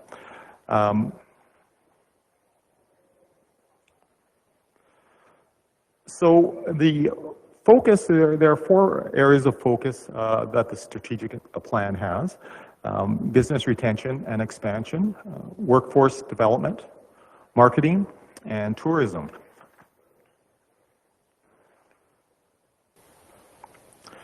Oops, did I go too far? There we go, sorry. First off, we're going to start with business retention and expansion. And from an economic development standpoint, it is our main focus in terms of what our impact is on our economy. 80 to 90% of our economic growth comes from the expansion of existing businesses. So part of what we have in our work plan is to create a business retention and expansion plan. Part of that will be to perform surveys regularly, sort of seeing what the needs of the businesses are locally, create a welcome and aftercare program for new businesses, and perform exit interviews when possible, when we see businesses leaving the area or closing down, which is a bit of an issue. Other things that we do with the business and retention and BRE, let's use the term BRE, plan is business supports and programs offered with partner organizations where possible. We do things like digital media assistance through the Digital Media Squad and other organizations offered by Community Futures, entrepreneur education, succession planning, using of the Newell Proud logo as a Shop Local program, business spotlights, business beautification loans and grants, and other events such as the Power Up Conference and New Grow.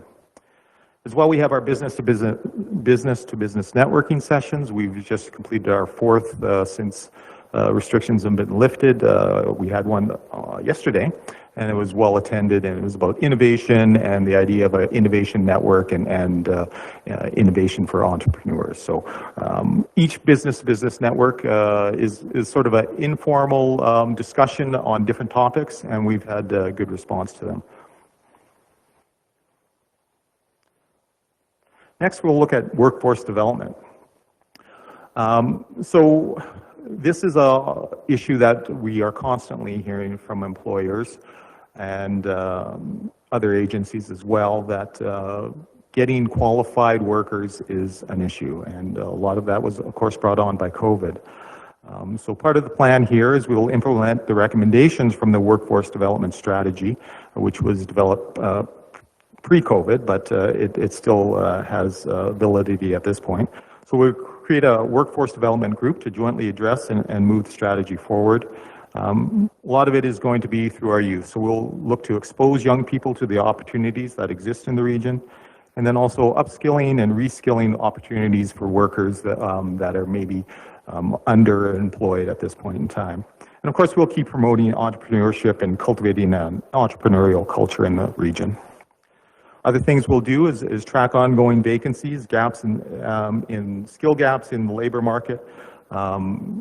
There are a number of issues. I mean, one of the main ones we see right now is veterinarian attraction and retention. It's a big issue here. We'll assist businesses and organizations where appropriate on problematic vacancies, and we'll also work with local educating bodies to have education training opportunities available for workers. And then part of what goes with workforce, if you need people, you also need housing. So that is the main part of it too that we will continue to do. We'll look at monitoring housing availability and encourage development of available properties in the region. One of the big issues is on top of veterinarians is also physician attraction and retention.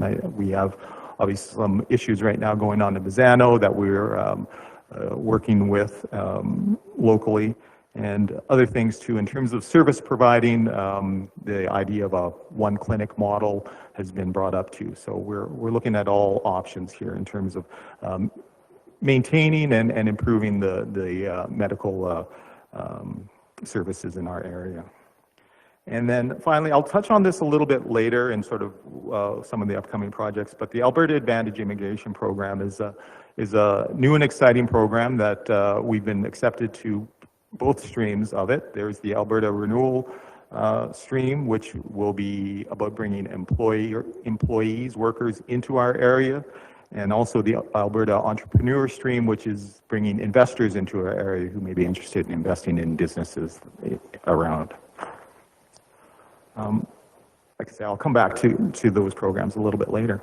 The next focus of the strategic plan is our marketing. We want to be sharing positive messages about the region and the communities within it, the organizations and the benefits and opportunities here. So part of that, again, through our work plan, we have the website, our current brooksregion.ca website. We'll be doing some updating there, making it a little bit more streamlined for site selectors, outside people who are looking for opportunities in our area to find it. Statistics is a constant bit of a challenge to keep them updated and current, but it is something that we will work at. We'll link to our partner municipalities throughout the region. And as well, we're looking at, and this will again go through the AAIP program, businesses that might be for sale. We can also look at promoting them and making them available to the wider public. Also within marketing, we'll be looking at ongoing investment attraction efforts. So we'll gauge our investment readiness, and that means everything from permitting to availability of land, availability of services, and then as we package that, people are able to see that it's an easy step or easier step to move into our area. What we find with our website is that a lot of the people that are coming to us, like the one presenters earlier on from the power plant and the Bitcoin, they're looking at us and we don't even really know it. So that's a big important part of our website is having that information built, because they're going to be doing their sort of pre-approval in their own mind, looking at a number of communities across the province. So the more information we have available for them, the better. And hopefully they'll take that next step and contact us like they've done here. Other things we're going to be looking at is our rebranding and our renaming, and again, we'll go through that a little bit further here afterwards. So within that, we're looking to get the County of Newell some more representation and identification within the logo. So we'll be looking at logo alterations and our tagline there. And then finally, just a culture shift. We want to sort of create a narrative that shows that we're ready for development and expansion, and it's positive. So we'll gain some traction to support growth and development around the area.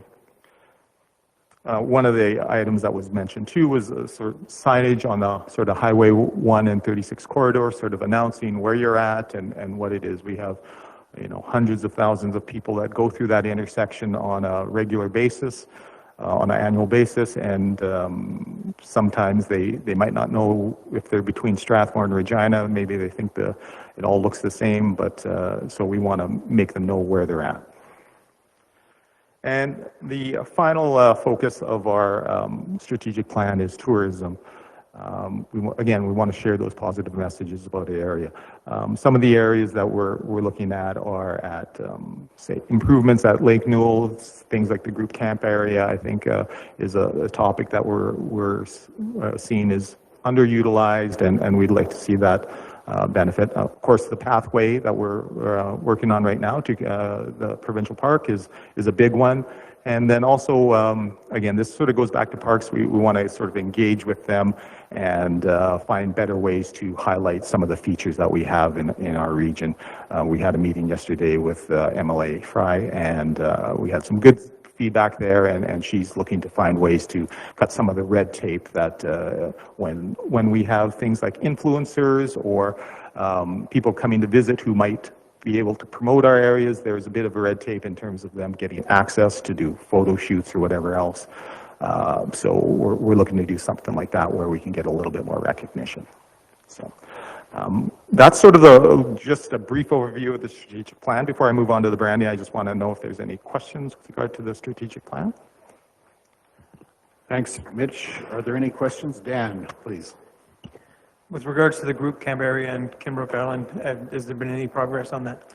You know what, I haven't directly been working with that, so I think, I'm not sure if the EID or the county has been having some discussions with how it is, but to be honest, I can't tell you. Yeah. Any other questions? Okay. Well, then I'd like to move on to the brand strategy and the options that were brought up. Mitch, sorry, I missed. Kelly has a question online. Go ahead, Kelly. Sorry, I didn't see you. Yeah, thank you, Reeve Dirksen. My question, Mitch, is around the blade signage that you provided our municipalities last year. I've received questions around ownership and maintenance of those signs. Okay, yeah, so in the Bladeside program, and we are looking to do it again this year, and I'll talk about that, but the Bladeside program, within those agreements, the signs are paid for by the region, as well as the hanging brackets. They are provided. I know in Bazzano, the council went out and did the installation themselves. In Bazzano, or in Brooks, there was a contractor hired to install them, and I believe the city paid for that. I know in a couple other areas, like in Tilly and that, it was sort of left up to the property owner to install them themselves. In terms of the ownership of the blade signs and the brackets, they do become the property of the landowner or the property owner, and therefore any maintenance or further any maintenance with regard to them is the responsibility of the property owner. Thank you for that, Mitch. Thanks. Okay, so let's just move on to the brand strategy. So I just want to sort of give a very brief overview of the strategy that was developed in 2018 with regard to the new Brooks Region brand at that time. So really there are sort of 3 points I'll talk to, just the mission, the purpose, and the vision, and the idea behind it. So the mission of the brand is about how we work and how we realize our vision every day.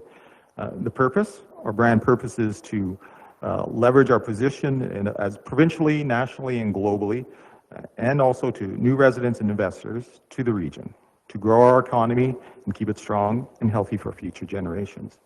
And the vision, our brand vision, is what we want to achieve as stewards of the Brooks region. It is the outcome of our mission and our purpose. So at the last Joint Services Committee, we came with 3 options that we developed to show. The first option is essentially staying the same. It's the Brooks Region Better Realized tagline. That tagline can be, within the strategy, was designed to be changed to different things from play better, live better, shop better.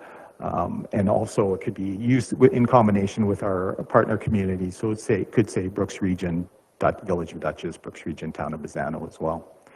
Option B was an option that was suggested at our strategic planning meeting. Is option B, Brooks Region, Newell Proud, as the tagline.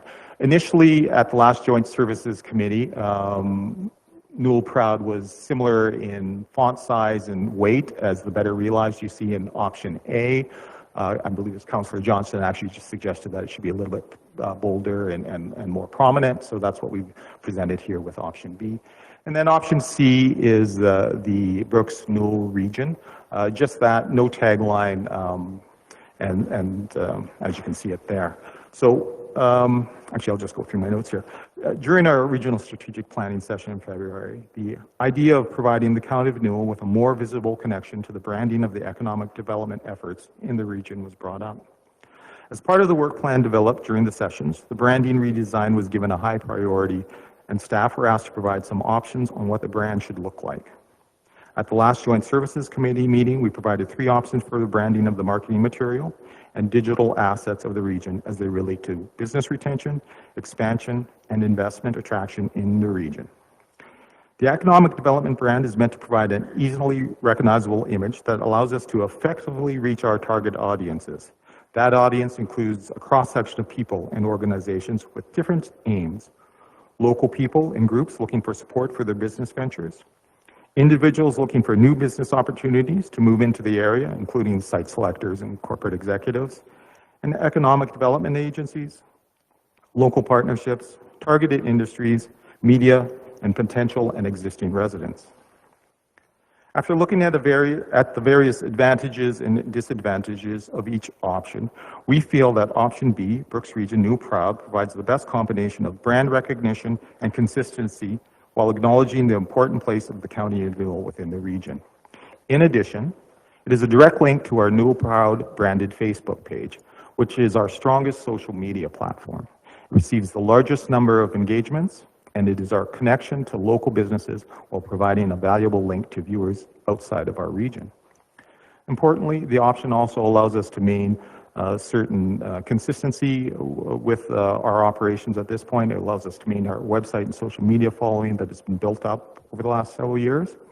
We'd be able to maintain our URL, Facebook, Twitter, and LinkedIn profiles while developing a new Brooks Region Newell Proud Instagram following. All digital platforms would receive the new branding within the coming weeks, depending on which one is chosen, and all future collateral printed with the logo will include the new brand. There would be a request that some of the material that we have, for example, at the trade show this past weekend, we've got a table runner cover, which only features the Brooks Region brand.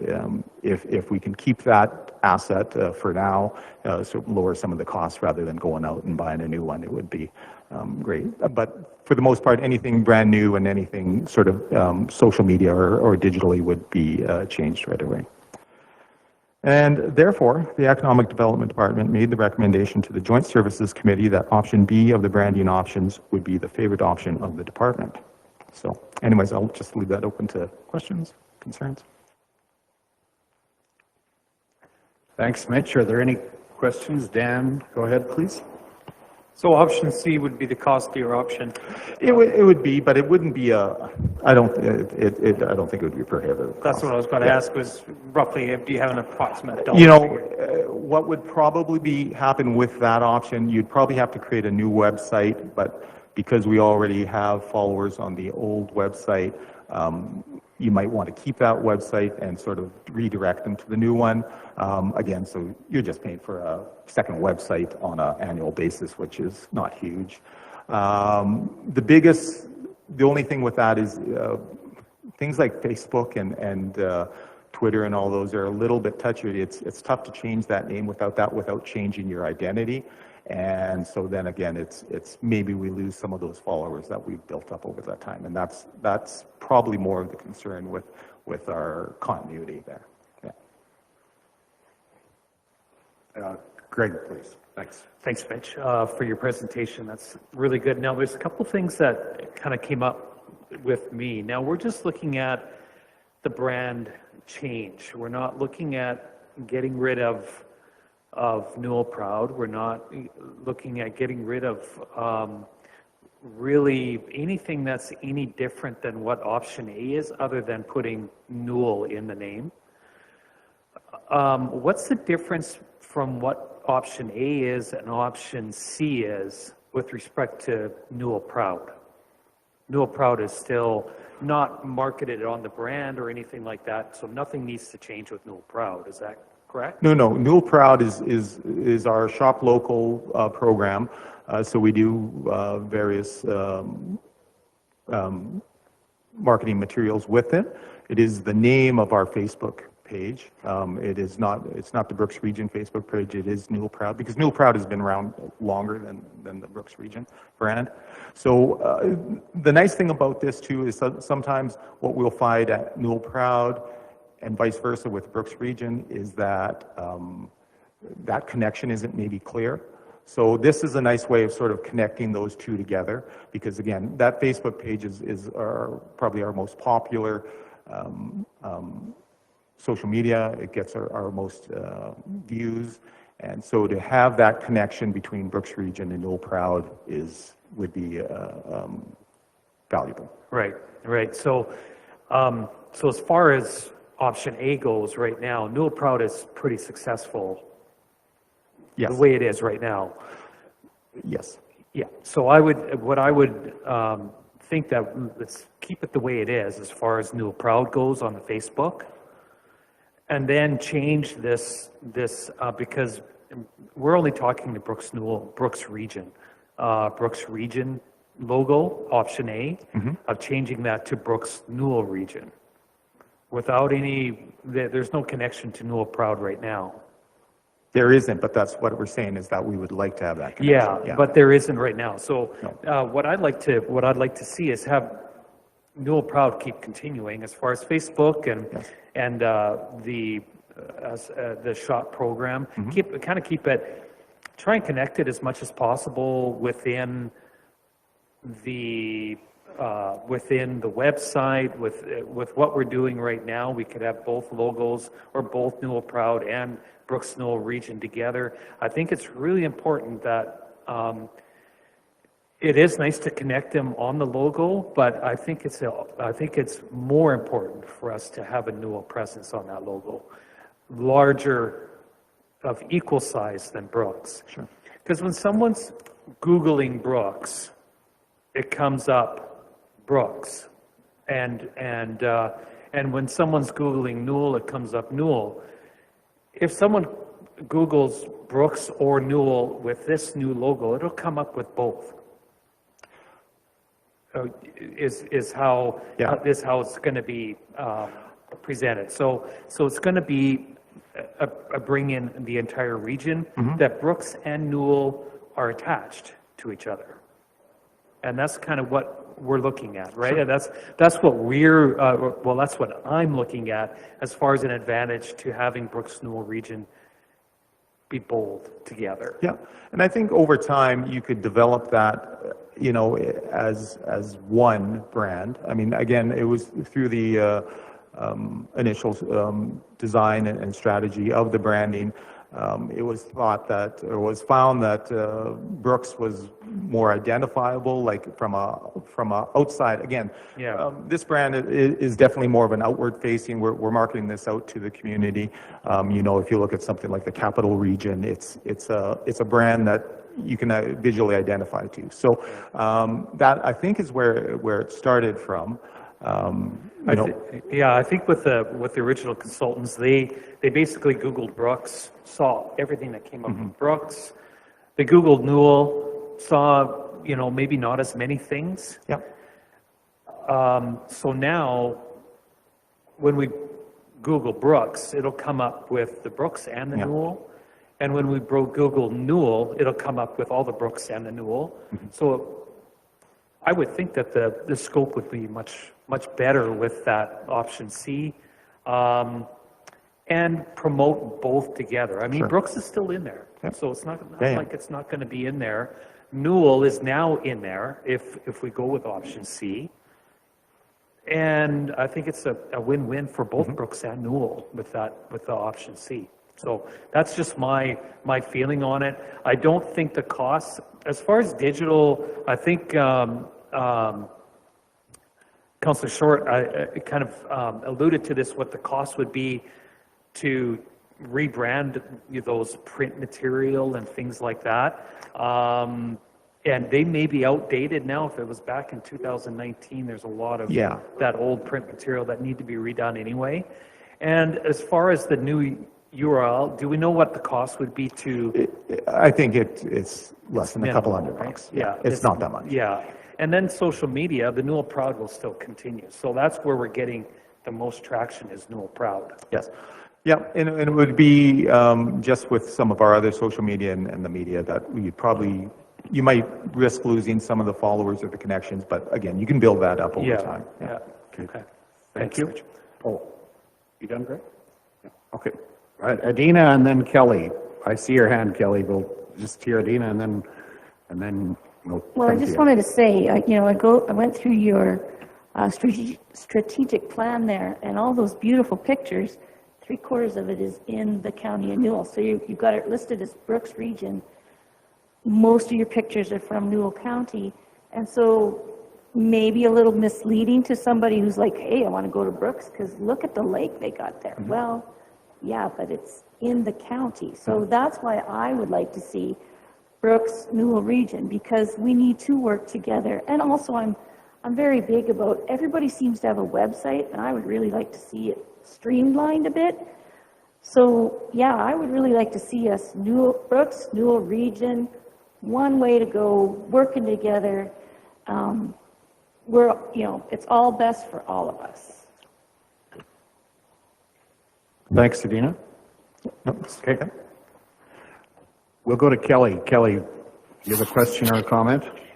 Yeah, just a quick comment. I wanted to give a shout out to Mayor Petrie. As you can imagine, I've spent a lot of time at home the last 2 weeks and listening to the radio, and Mayor Petrie has been taking the Brooks Newell region on a tour, or trying it out. So shout out to Mayor Petrie. He's already made the conversion, and I hope we continue in this direction. Thanks, Kelly. Holly, go ahead. Hi. I also agree with Brooks Newell Region. Mine's a curiosity question. What is that logo supposed to show? So you've got an aqueduct there, you've got some wheat, you've got a nice blue sky, you've got can you see it? I thought the sky was supposed to be the lake, so yeah, okay. So, but for wheat, what's the other shape supposed to be? So you've got the aqueduct, and then the tower essentially is sort of representing industry, so could you say a flare stack or an oil rig, and then the star is sort of a North Star, the idea of branding, bringing it all together and having one point of focus. Thank you. Any other questions? You have no decision. Okay. So yeah, I imagine that'll go back to your representatives. We'll bring that back to joint services and we'll make a decision on that. If that works, that would be Yes. good for us. Thanks for the presentation this morning. Okay. Thanks for your patience. Can I have one more second, or are we running out of time? Oh, go ahead. Okay. I just want to really touch quickly on some of the current projects we've got going. Blade signs, as I've already been mentioned, the pathway, of course. And one other I want to sort of point out is our beautification program. So that's a $10,000, $8,000, up to $8,000 interest-free loan and a $2,000 grant for beautifications for businesses. So if you know of anybody who would be looking to take advantage of that, is going to be spending some money on sprucing up their business, please let us know and we can put them in touch with that. The one I really want to quickly go through is the Alberta immigration program, and I know I already spoke about it. We were accepted last week to the two streams, the rural renewal stream and the rural entrepreneur stream.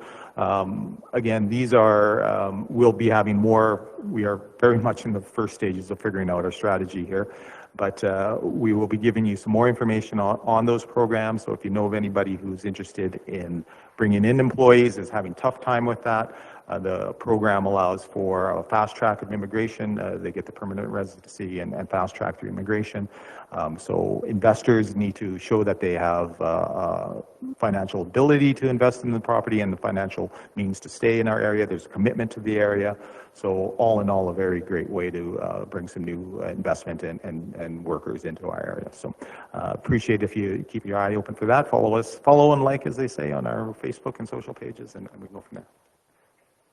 Matt? Thanks. Yeah, to that point, so I was able to spend some good time with Mitch earlier this week, and if you're not following Newell Proud or on Facebook and Instagram, get on those things and promote them. Get on and like it. It amplifies the message, right? Even if you're not a Facebooker or any of that stuff. Yes. Just anything that comes from Newell Proud, get on there and like it. From Brooks Region Tourism, like it, and it'll amplify, right? Thanks, on Matt. the map. Thank you, Matt. I did take a look. It's not just county council, city council, town. We don't have enough followers. Okay. Thanks, Mitch. Thank you. Appreciate Just that. Oh, one- great. Go I ahead. just have one comment about the immigration initiative. That is big. It brings people fast track to our area, but also it brings in, it opens it up for businesses that are coming from other parts of the world to come here and fast track a business. And it's entrepreneurs. So it's a big initiative, and it's a big plus for our area. So. Yeah, just a quick anecdote. I mean, and I think of that myself, a few years ago when we were winding down our business, this would have been a great opportunity to find an outside investor who'd walk right in. So. Okay. Thank you. Appreciate that. Let's break for lunch and be here just before 1 o'clock for our next appointment. Thank you.